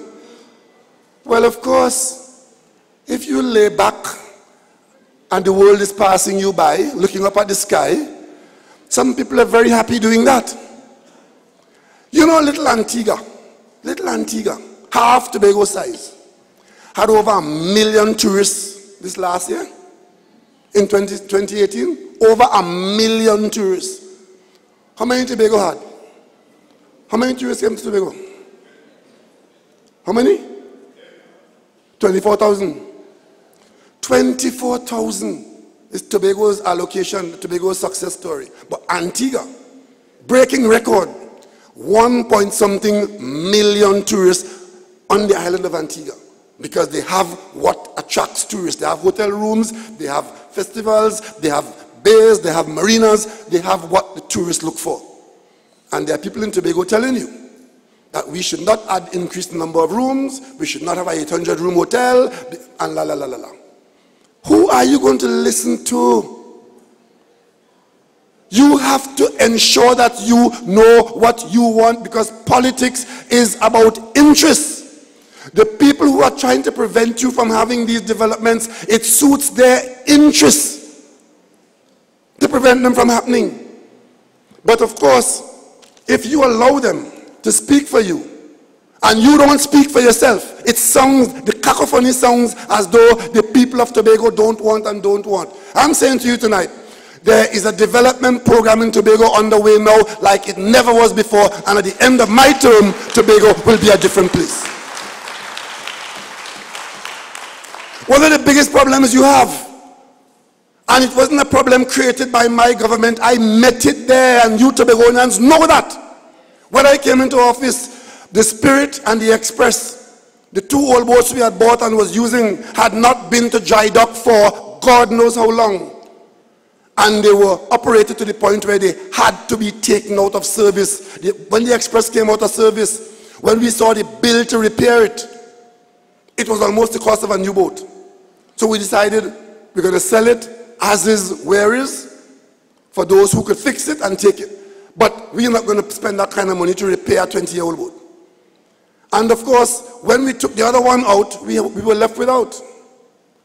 And during that period, there was great difficulty in replacement. And of course, given the level of corruption on the port, where everybody had to make something on the hiring of a boat, I, as Prime Minister, went before the Parliament and took documents before the Parliament to show that the port officers were hiding information from the port board, and advising the port board what to pay for the boat. And when we were contracted for the boat, it's only after we discover what they had done. And under this government, board appointed by this government, they were dismissed. That never happened in this country. That never happened in this country before. They were dismissed from the port. And we await the lawsuits, right? We're still waiting for the lawsuits. But of course, the only real solution as we develop Tobago is to get good new boats. But we don't have the money. So we have to find another arrangement. A fast ferry costs between 75 and 90 million US dollars. But we need two, because if you have one, then you still have the strictures. You have two, you will have a pretty good service. We, again, in my capacity as Prime Minister, I asked the Australian Prime Minister to help us. Because Australia is one of the few friends of Trinidad and Tobago where they run a budget with surplus. They don't run a deficit budget, meaning when they put the national budget up, it have extra money left because the budget has been funded, but there is more money. So they put development monies around to lend to people like us. The Australian Prime Minister, when he heard my story about Tobago need, Trinidad and Tobago's need to link the two islands together, he said, I will help. And in our diplomatic contacts, I ended up accepting an invitation to Australia that was extended to me before. But on that trip, we were able to see what the Australians produced. In fact, the two old boats we were using here, the Express and the Spirit, they were built in Australia. They were funded by Australian loan. And we had paid back that debt so well that we were in a good position to borrow again for new boats. So we placed the order after having the two companies compete. And they competed for the job. We evaluated it.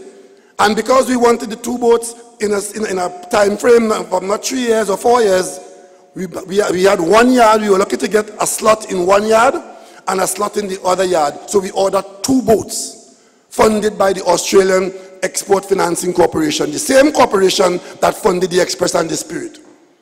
You know what the UNC did?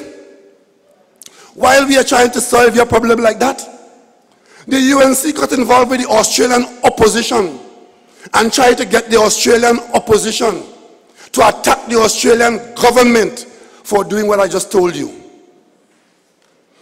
And when the Australian opposition did not take them on, they wrote the Attorney General filing complaint of concerns, giving the impression that there was something wrong in the deal, where Australia is providing an open and transparent arrangement to Trinidad and Tobago to solve one of your problems.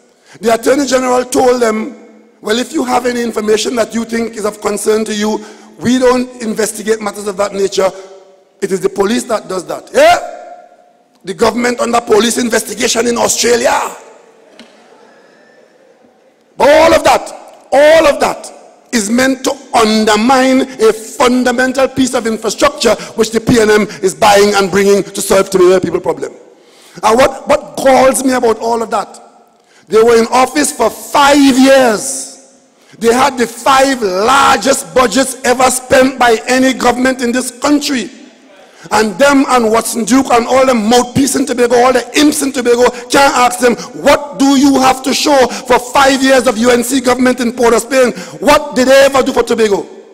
Nothing. Every single thing has been left here now for this government to do, and by God we'll get it done.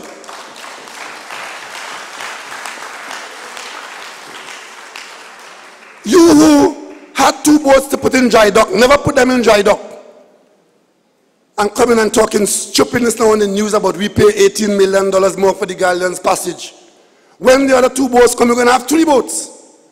And if they don't block the road to Toko, and they don't block the port to Toko, the Galleon's passage will be 3 years old when it sails out of Toko to Tobago, getting here in an hour and a half. That is the plan. So, brothers and sisters, that is our future in Tobago. You have 2 boats going from Scarborough to Port of Spain, and 1 going from Toko to Scarborough.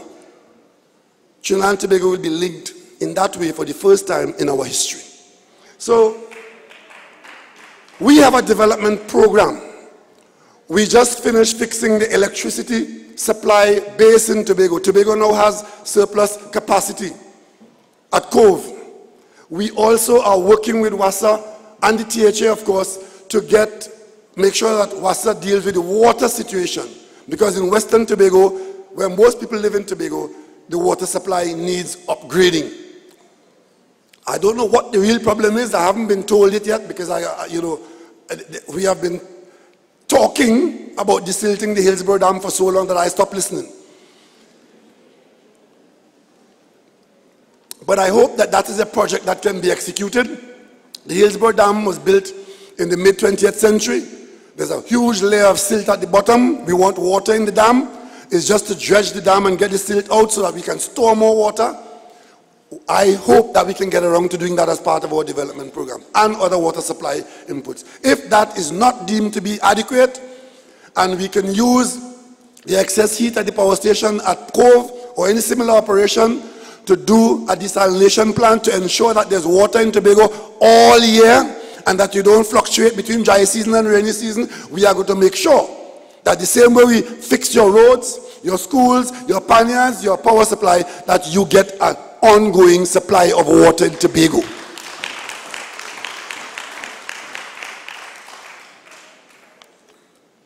But you see,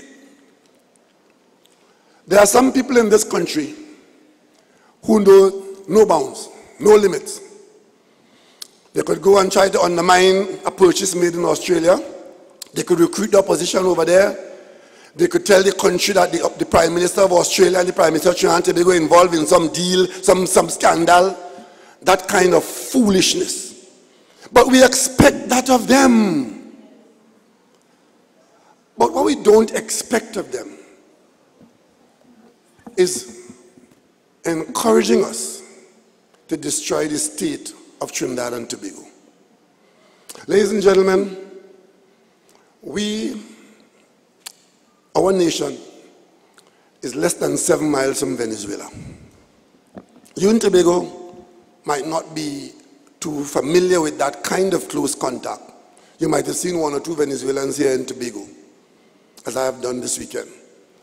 In Trinidad, especially in South and Southwest Trinidad, it's quite different. We always had Venezuelans coming and going through the port of Cedros and in San Fernando. But in the last 4 years in particular, Venezuela's internal politics and external forces have created in Venezuela a condition which has caused a number of Venezuelans to leave home. Now, Venezuela is not a Caribbean nation in the sense of size and numbers. Venezuela is a Caribbean nation because on the Caribbean Sea, there are 33 million people in Venezuela. 33 million. And it's a large country. They have the bad politics. They have a model, an economic model that is different to ours. But that is for them. They choose that model. When President Chavez brought that model to the people of Venezuela, he had 71% support of the people of Venezuela. That is what they choose for themselves. If the model is now failing or is made to fail, that is a matter that only Venezuelans can fix. We have studiously kept ourselves out of other people's political affairs within their border. And we have confined ourselves to the standards, the principles, and the treaties of the United Nations. We are a member of the Organization of American States. In 2017, when this Venezuela situation started to build up, the Secretary General, who's a public servant of the OAS, stayed in his office in Washington and start to attack the president of Venezuela. Now, no country, whether it's Venezuela, Bolivia, Mali, whatever it is, no country should tolerate that. And when Trinidad and Tobago saw that, we were the first country to say that the Secretary General of the OS has misbehaved and he has created an environment that is dangerous, and therefore he should be made to demit office. Well, of course, little Trinidad and Tobago, nobody take us on. He stayed there. The situation in Venezuela got worse and worse until in 2017, the CARICOM, seeing the threat of the developing storm in Venezuela, where the politics had now completely ruptured, decided to issue a statement calling on the Venezuelan politicians to use dialogue rather than force and to talk themselves out of the situation that they were in, and that Trinidad and Tobago and CARICOM, we are prepared to help them by simply providing them with a location and a framework so that they could talk themselves and come to peace and stability in Venezuela. Some people didn't want that. Some people had other solutions. And the next thing we know, a few weeks ago, it reached the point where Venezuela broke its relations with the United States. Now, these are two different political systems, two different economic systems, two different countries, and the United States has all the military might in the world. It's the strongest military power in the history of mankind, spending more on military hardware than the next 12 countries combined. So there's no question that any of these countries here could take on the United States and expect that their military might will not be their strength.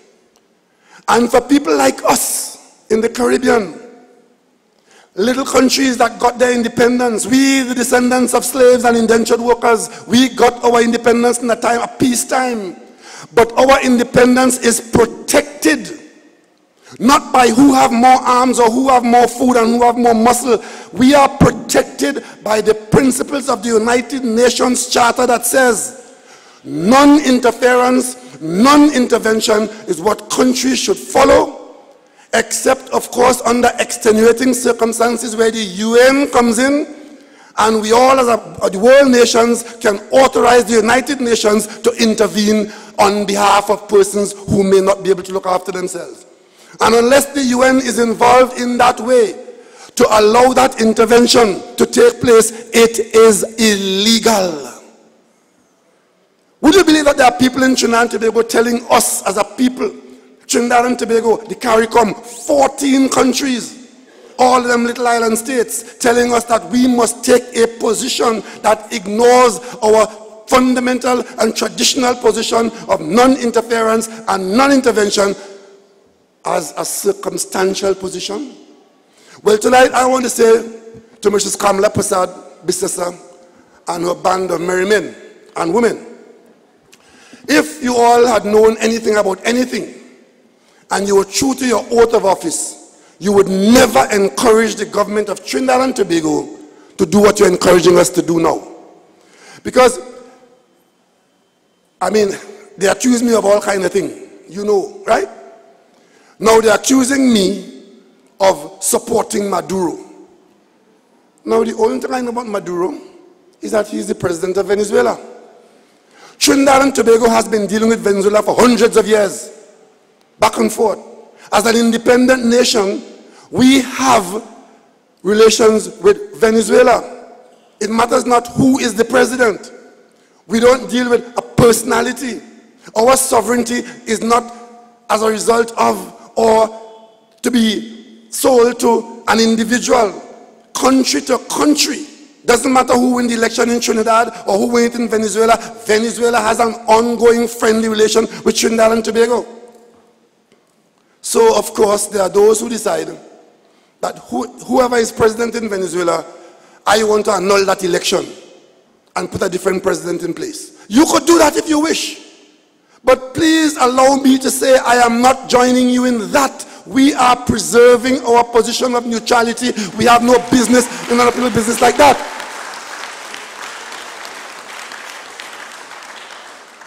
And this is not Keith Rowley, you know. This is the fundamental principle of Caribbean peoples, not only Trinidad, you know. I can tell you, this is the fundamental principle that protects small states. Because if you say anybody who could do it should be allowed to do it, what is to protect St. Kitts and Nevis? What is to protect Trinidad and Tobago? What's to protect Barbados or the Maldives Islands? So all over the world, small states have a duty to ensure that the UN fundamental principle of non-interference is not squandered for political or other gains of individuals or architects. So, what shoulder am I standing on? I'm standing on the shoulder of Dr. Eric Williams. I'm standing on the shoulder of George Michael Chambers, who refused to take part in the Grenada invasion right next door to us here. I'm standing on the shoulder of Errol Barrow of Barbados, Manley of Jamaica, Bird of Antigua, Bradshaw of St. Kitts, Compton of St. Lucia. I'm standing on their shoulders. Let me read for you what Errol Barrow, our Prime Minister, Venerable Prime Minister of Barbados, what he had to say in 1983. And I'm quoting here from Errol Barrow. And the person who's writing the quotation describes Prime Minister Barrow in this way: as an indomitable advocate of Caribbean sovereignty, he fiercely opposed interference in Caribbean affairs. As opposition leader in 1983, as opposition leader in 1983, he spoke out forcefully against the United States invasion of Grenada, and he was scathing in his criticism of the Caribbean leaders who kowtowed to Washington in the hope of getting economic handouts. And to quote Mr. Barrow's specific words, he said, Mr. Seaga, he was the Prime Minister of Jamaica, Mr. Seaga thinks that the solution to Jamaica's problems is to get President Reagan to play Santa Claus. I do not believe in Santa Claus, unquote.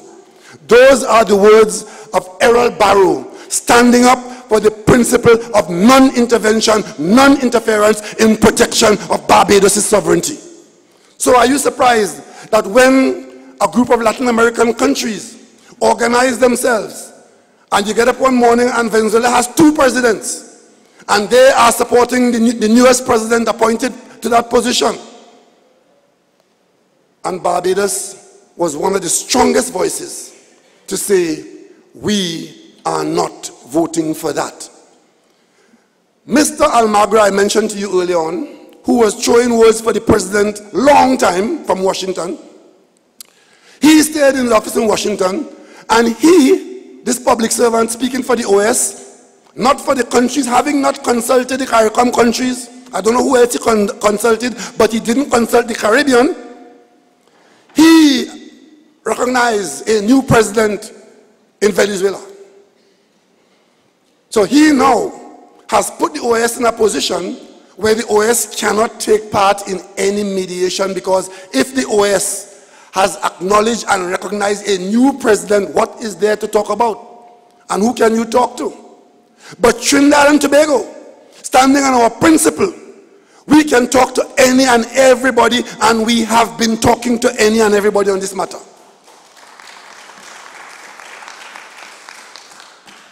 And that is what our sovereignty allows. We are not choir boys and choir girls for any orchestra. We take that anthem and we take that flag down, and we took the responsibility in situations like these, that we will make the decision that is in the best interest of the people of Trinidad and Tobago, and we will restore the state. But yet you have people in the parliament, who should know better, who should be guiding the country. Errol Barrow was the opposition leader in Barbados when he took that position. What does Trinidad and Tobago have in the opposition? a bunch of privateers who believe that by taking the current position, that they will somehow become the friends of Washington. And they will get a benefit for that. And when I call them, anyway, the bottom line is, we decided, when we saw what was going to happen, when Venezuela broke relations with the United States and gave the United States 72 hours to leave Venezuela, and based on what we knew was happening on the outside, we realized that what exists elsewhere in the world as a normal day's news had come on our doorstep. In Trinidad, it is said that there are 40,000 Venezuelans in Trinidad. And that was when they had one president. Now they have two. When they start to fight for the throne, how much Venezuelans do you expect in Trinidad? So we have an interest in the matter. This is our interest. And not only us, but the rest of the Caribbean is saying that we, the people of the Caribbean, we have declared the Caribbean as a zone of peace. And whatever problem we have in this zone, it must be settled peacefully. We talked to Maduro, we talked to the Americans, the opposition in Venezuela. We try to talk to them. They are not prepared to talk to us, but if they do, we talk to them. We had a meeting set up in Washington where they asked to talk to us, and I don't know on whose instruction they eventually canceled the meeting. But we are saying to them, unless you are prepared to talk and negotiate, the alternative that you are offering is more suffering for the Venezuelan people, and these things don't normally work out very quickly and very satisfactorily. So when we saw what was happening, the CARICOM, even though 4 or 5 members of CARICOM had voted with the Lima group, when CARICOM got together in emergency meeting when the second president was put in office, those same persons in the CARICOM who had voted with the Lima group, they came home and signed on to the CARICOM position. We are going to the UN because Venezuela's problems threaten Trinidad and Tobago and the rest of the CARICOM region.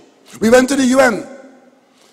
The UN Secretary General told us, we here at the UN can only recognize and deal with the government that is seated at the General Assembly. And that government is the Maduro government. And until such time as it is properly dealt with and another country is properly seated by the mechanism that is in place to seat another government in there, you can only deal with the Maduro government. That is the position of the Secretary General of the United Nations. But in Trinidad and Tobago, the Trinidad and Tobago government is taking the same position. But what are the others saying in our country? That we supporting Maduro, and we doing this and we doing that. Your country is simply standing on the principles laid out in the United Nations Charter. So he went and he told us, your position of the use of my good office to get involved in the Venezuelan situation for your protection can only be triggered if the Venezuelans want to talk. If they don't want to talk, the UN can do nothing. They'll be left to self-determination. It is for them to decide whether they want to destroy their own country or whether they want to talk a different solution. That is the option. I see some fella from Venezuela, and the newsletter they have it on the headline. Somebody, I don't even know his name, so-and-so, somebody from Venezuela reject Rowley. I didn't know I was working for he. I didn't know I was a Venezuelan MP. I didn't know that the interests I have to protect and the oath of office I took was for him. I took an oath of office to defend the interests of the people of Trinidad and Tobago.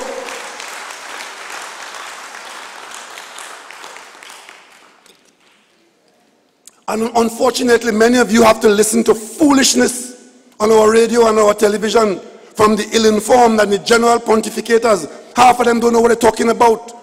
Half of them have no sense of history, have no sense of nationhood, and no sense of dignity. But they're out there talking, right? And of course, we are doing this, according to them, for some jargon deal that we have done with Venezuela.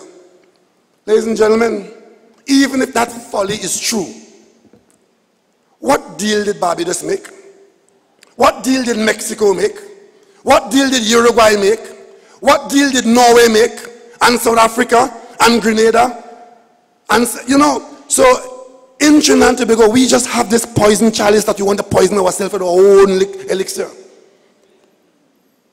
We produce 4 BCF of gas, 4 billion cubic feet of gas per day.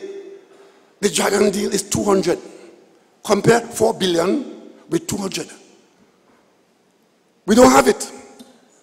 We open the door for it if they behave themselves in such a way in Venezuela that it doesn't happen. Our opposition has been moving the same way they went to Australia to try and prevent the boats from being bought. They have been moving heaven and earth to stop this Dragon deal. From the day we mentioned it, they were on it. Now, if it doesn't come to pass, it's an opportunity we never had. But the opportunity that we try to open is for us who use the gas and Venezuelans who would sell the gas, benefiting both countries. And the only good thing about this is that whatever opposition comes to pass in Venezuela, it wouldn't be as bad as our opposition, because they will see that Trinidad is the best port to sell the gas that they can't sell now.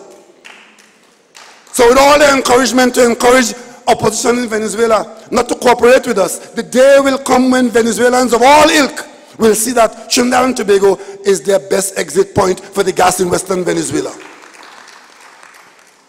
But of course, you know, these people don't know what it takes to put country before self. To put country before self. And that's why we've left them. And we have gone ahead to do our development program.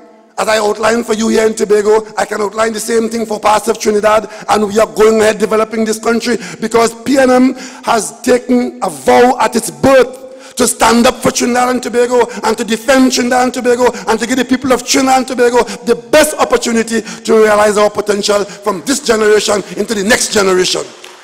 That's what we have done. That's what we will do.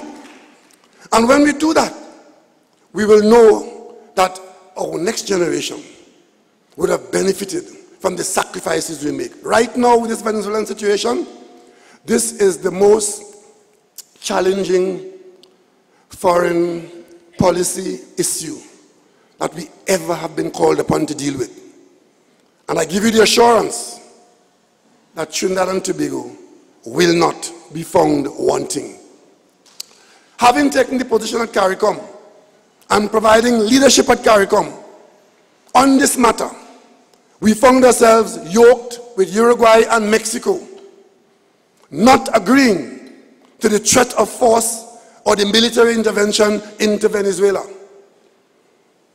So, we went to the UN at the start.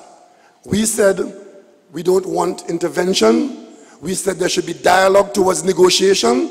And we said that the Venezuelans must be able to talk themselves out of their situation. And of course, you get the UN involved and humanitarian support can come to the Venezuelans who are now going through a very difficult period.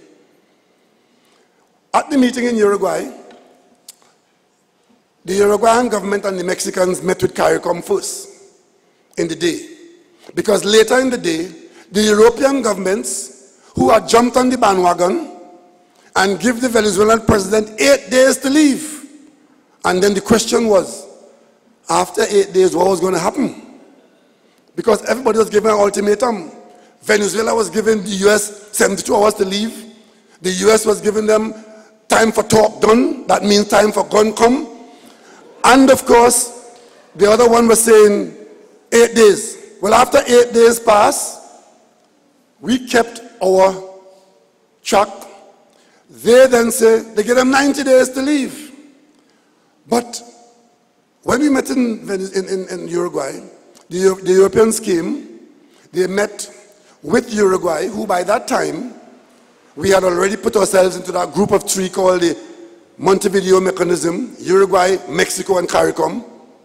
CARICOM is 14 countries.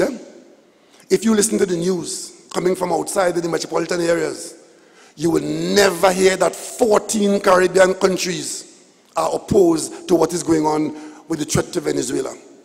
What they are doing deliberately is to ignore our presence and our point of view. We don't count for nothing, right? We don't count for anything. Our point of view don't matter. Even though our countries will be impacted, ignore us completely. The Europeans came to Uruguay and they met with us after they met with the Uruguayans. But when they met with the Uruguayans who took to the meeting our position from the mechanism in Montevideo, they came back removing the ultimatum for elections with a date and a time, immediate elections. They agree, surprisingly, contrary to the points of view of some people in Trinidad who have access to the media, the Europeans agree that the United Nations should get involved and be the body through which relief should come to the Venezuelans. There are others who say otherwise. There are others who say feed them at the barrel of a gun. So the European nations, you're not seeing that making the news. The European nations have now come around and have taken the same position that the CARICOM started out with. We went to the United Nations, and something will only happen there if the two Venezuelan leaders agree for it to happen. Because even if it is food and medicine to be put in, the UN cannot do it unless the government in charge of the country allows it to be done. Any other approach is going to be one of violence, going to be an illegal one, and so on and so on and so on.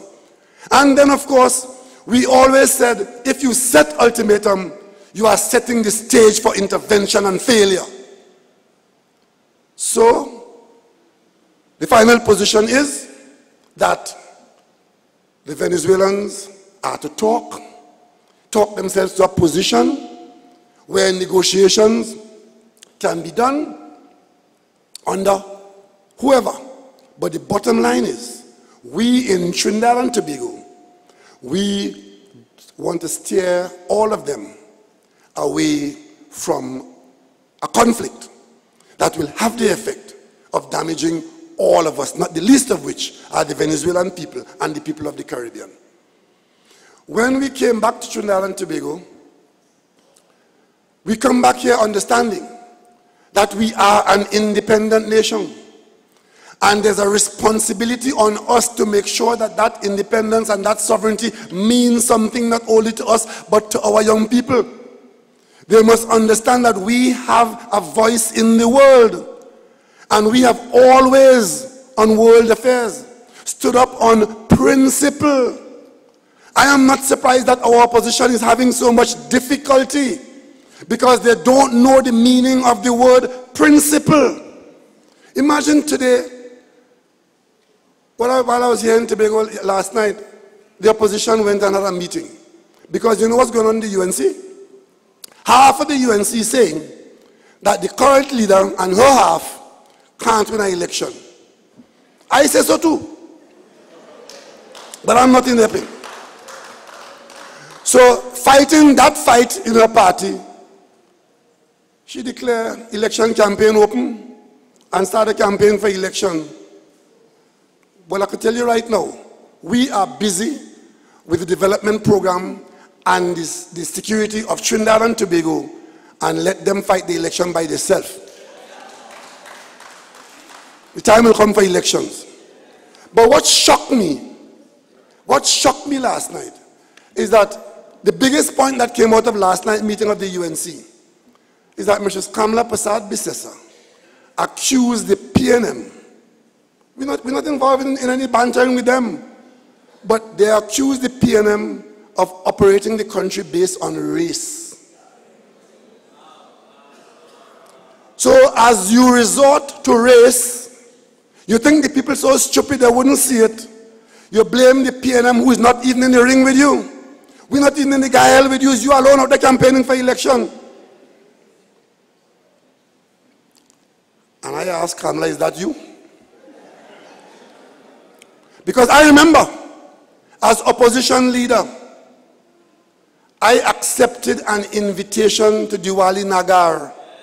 And Kamla Prasad Bisesa and her UNC cronies refused to attend the Nagar because I was invited to it. And have the gall now to come on a platform in this country to use race as some political decider. And worse than that, she is now suddenly the defender of black people in Trinidad and Tobago, of African people. She suddenly discovered that the slave master didn't give us nothing when they put us off the land.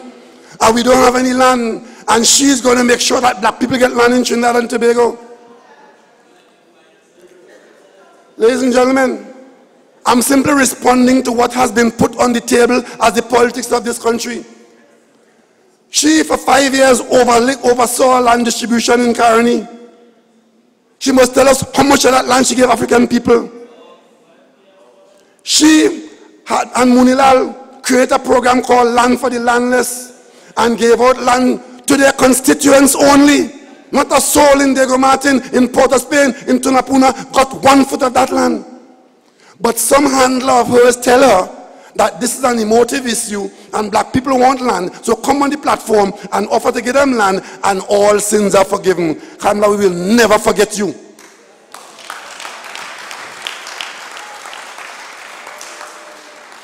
Many of you know that there are some conversations that we in this country avoid. I always tell you, I was well brought up. I work hard. I'm a proud black man.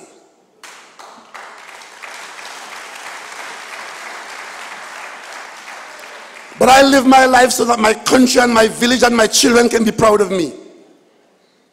But you know, there's this stereotype about black people, black man. And it's that you are driven only by your sexual desires. And you only live for sex. That's the only thing you're interested in or good at. Some of you.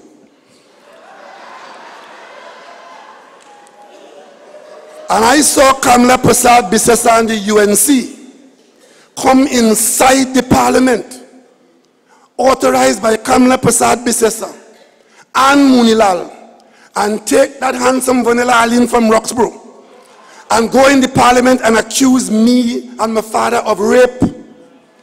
And I understood that for what it was.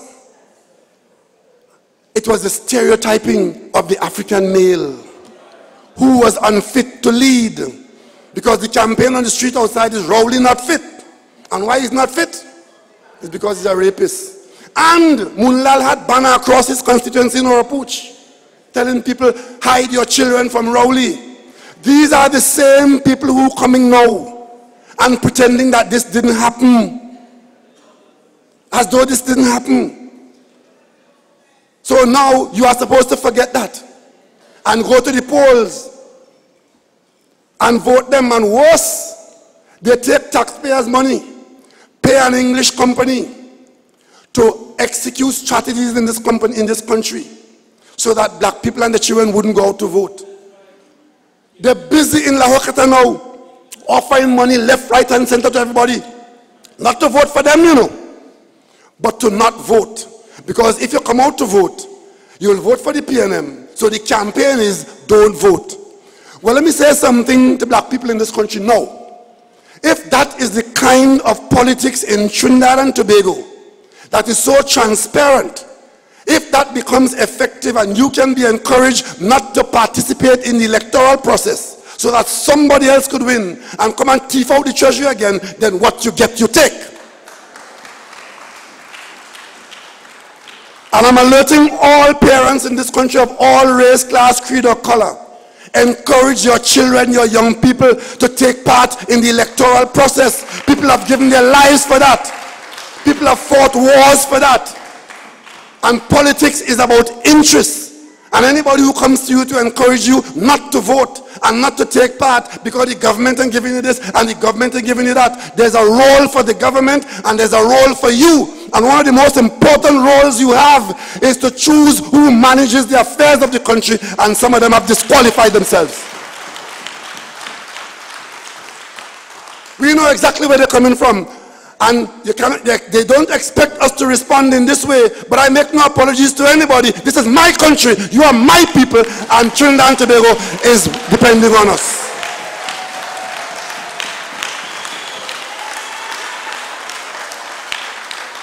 They must come and tell us how many $1 million they paid Cambridge Analytica to suppress the vote in Trinidad.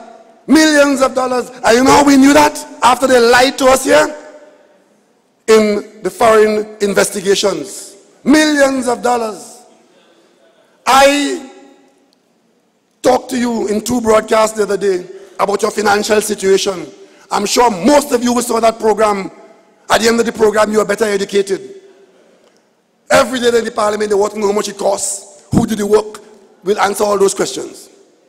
All will answer. And you know who asked me the question? Munilal.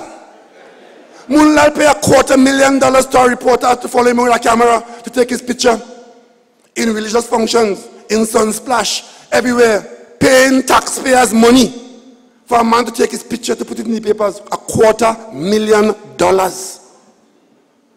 And coming to ask me how much it cost this government to educate you on your financial situation.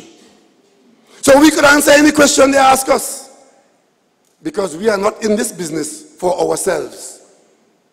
And when they have nothing to say, and they have no evidence or information of wrongdoing, they're asking questions. Asking questions because they believe that we behave the way they believe. I am not swearing for anybody in my cabinet, but I could tell you the facts are, after 40 months in government, under my guidance, there has not been a single credible allegation of corruption in the government of Trinidad and Tobago.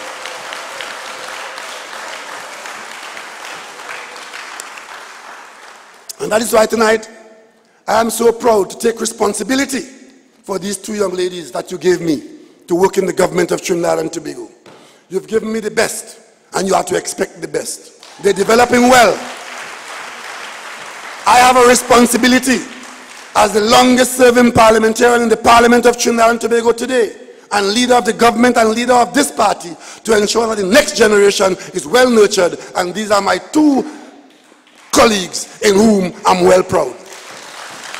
Tobago, you have always done well, even when we didn't have much. You were always ambitious when there wasn't much to hold on to. And when you have opportunity, except with that Sandals project, that you let outsiders and others deprive you of, you hold on to opportunity. Other opportunities will come. I hope you are sufficiently alert to it and listen to who is talking to you and from what angle they are coming. Put country first. Put your interests first. Put Trinidad and Tobago first. And when you do that, under the guidance of the PNM, all you could say, when you see the outcome of that, you say, great is the PNM. Great is the PNM, and we shall prevail.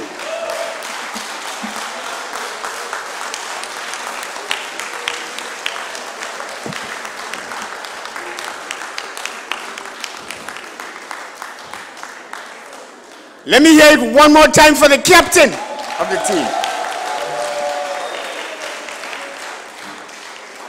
What a captain's inning. The game is over. So, right about now, to give you a summary of this evening's play, and to say thanks to all those who participated in this session. Let's talk Tobago. Let's talk Trinidad and Tobago, or path to progress and prosperity. I invite to the microphone to do a summary of this evening's play, the Honorable Marcelin Melville Jack.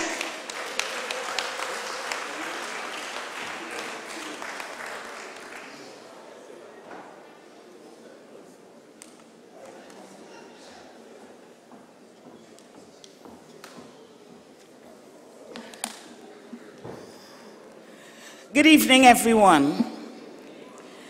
I have been tasked with the pleasant responsibility of expressing our sincerest gratitude to all who have contributed tangibly and intangibly to this evening's enlightening exposition on our path to progress. Let me first thank the Almighty for blessing us with beautiful weather and for bringing us out in our numbers to this public meeting.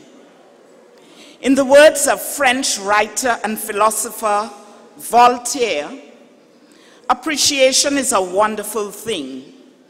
It makes what is excellent in others belong to us as well. So heartfelt thanks are extended to the two talented young men from Mason Hall who started off our program on a high note of excellence. Mr. Gerard Balfour on the national instrument and Mr. Marcus Cato in song. The future of our island's musical talent is securely in the hands of our youth. We also thank Assemblyman Sheldon Cunningham, area representative for this beautiful part of paradise, for inviting God's presence and for warmly welcoming us to his home. Special commendations are extended to you, Honorable Chief Secretary Kelvin Charles, for your comprehensive address on your administration's accomplishment over the past 2 years, and for sharing your projections to develop and improve the island and people of Tobago. My encouragement to you, sir, are in the words of Zig Ziglar: don't be distracted by criticism. Remember, the only taste of success some people have is when they take a bite out of you. Thank you, Honorable Minister of State in the Office of the Prime Minister and MP for Tobago East, Mrs. Ayana Webster-Roy, for your inspiring address on the state of affairs in Tobago East. Our spirits are always lifted by your passion and perseverance that you undoubtedly bring to the maintenance of your constituency.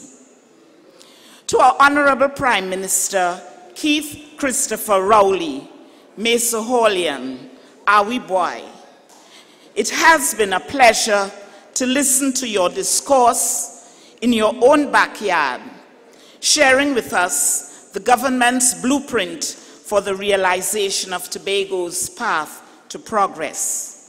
We are grateful for the passion with which you continue to defend projects and programs that would boost our island's economy, and we pledge our commitment to participate fully and to speak up and speak out against any attempt to derail the process. Thank you, Mr. Chairman, the affable Stanford Calendar, for your timely interjections of relevant information and your professional execution of this evening's program. I thank you, members of the media, for your presence here this evening and for recording and accurately reporting our party's vision for the country's progress. Special thanks are also extended to the principal and staff of Mason Hall Secondary School for providing the use of the auditorium, as well as the team of decorators who have transformed this venue into a spectacular, resplendent pathway to progress. And to all those other hard-working individuals behind the scenes who have contributed to the success of this evening's meeting, we thank you. PNM family, I thank you for coming out in your large numbers to participate in this important event. Opinion is usually something people have when they lack comprehensive information. Allow me to close in the words of Brian Tracy. Develop an attitude of gratitude and give thanks for everything that happens to you, knowing that every step forward is a step towards achieving something bigger and better than your current situation.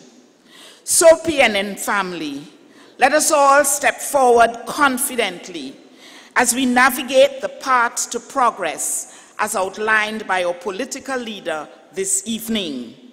so that at the end of the day, we can all together say, great is the PNM, great is the PNM, and we shall prevail. Ladies and gentlemen, get home safely. I thank you.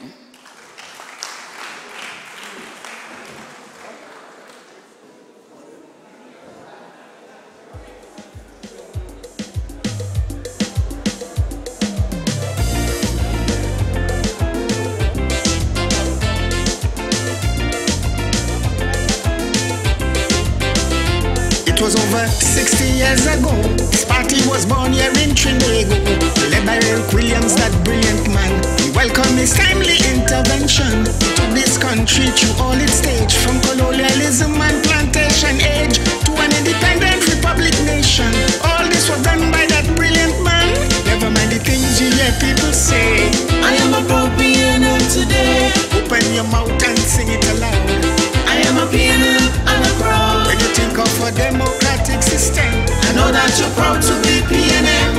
After 60 years of this party, none of them could stand up to we.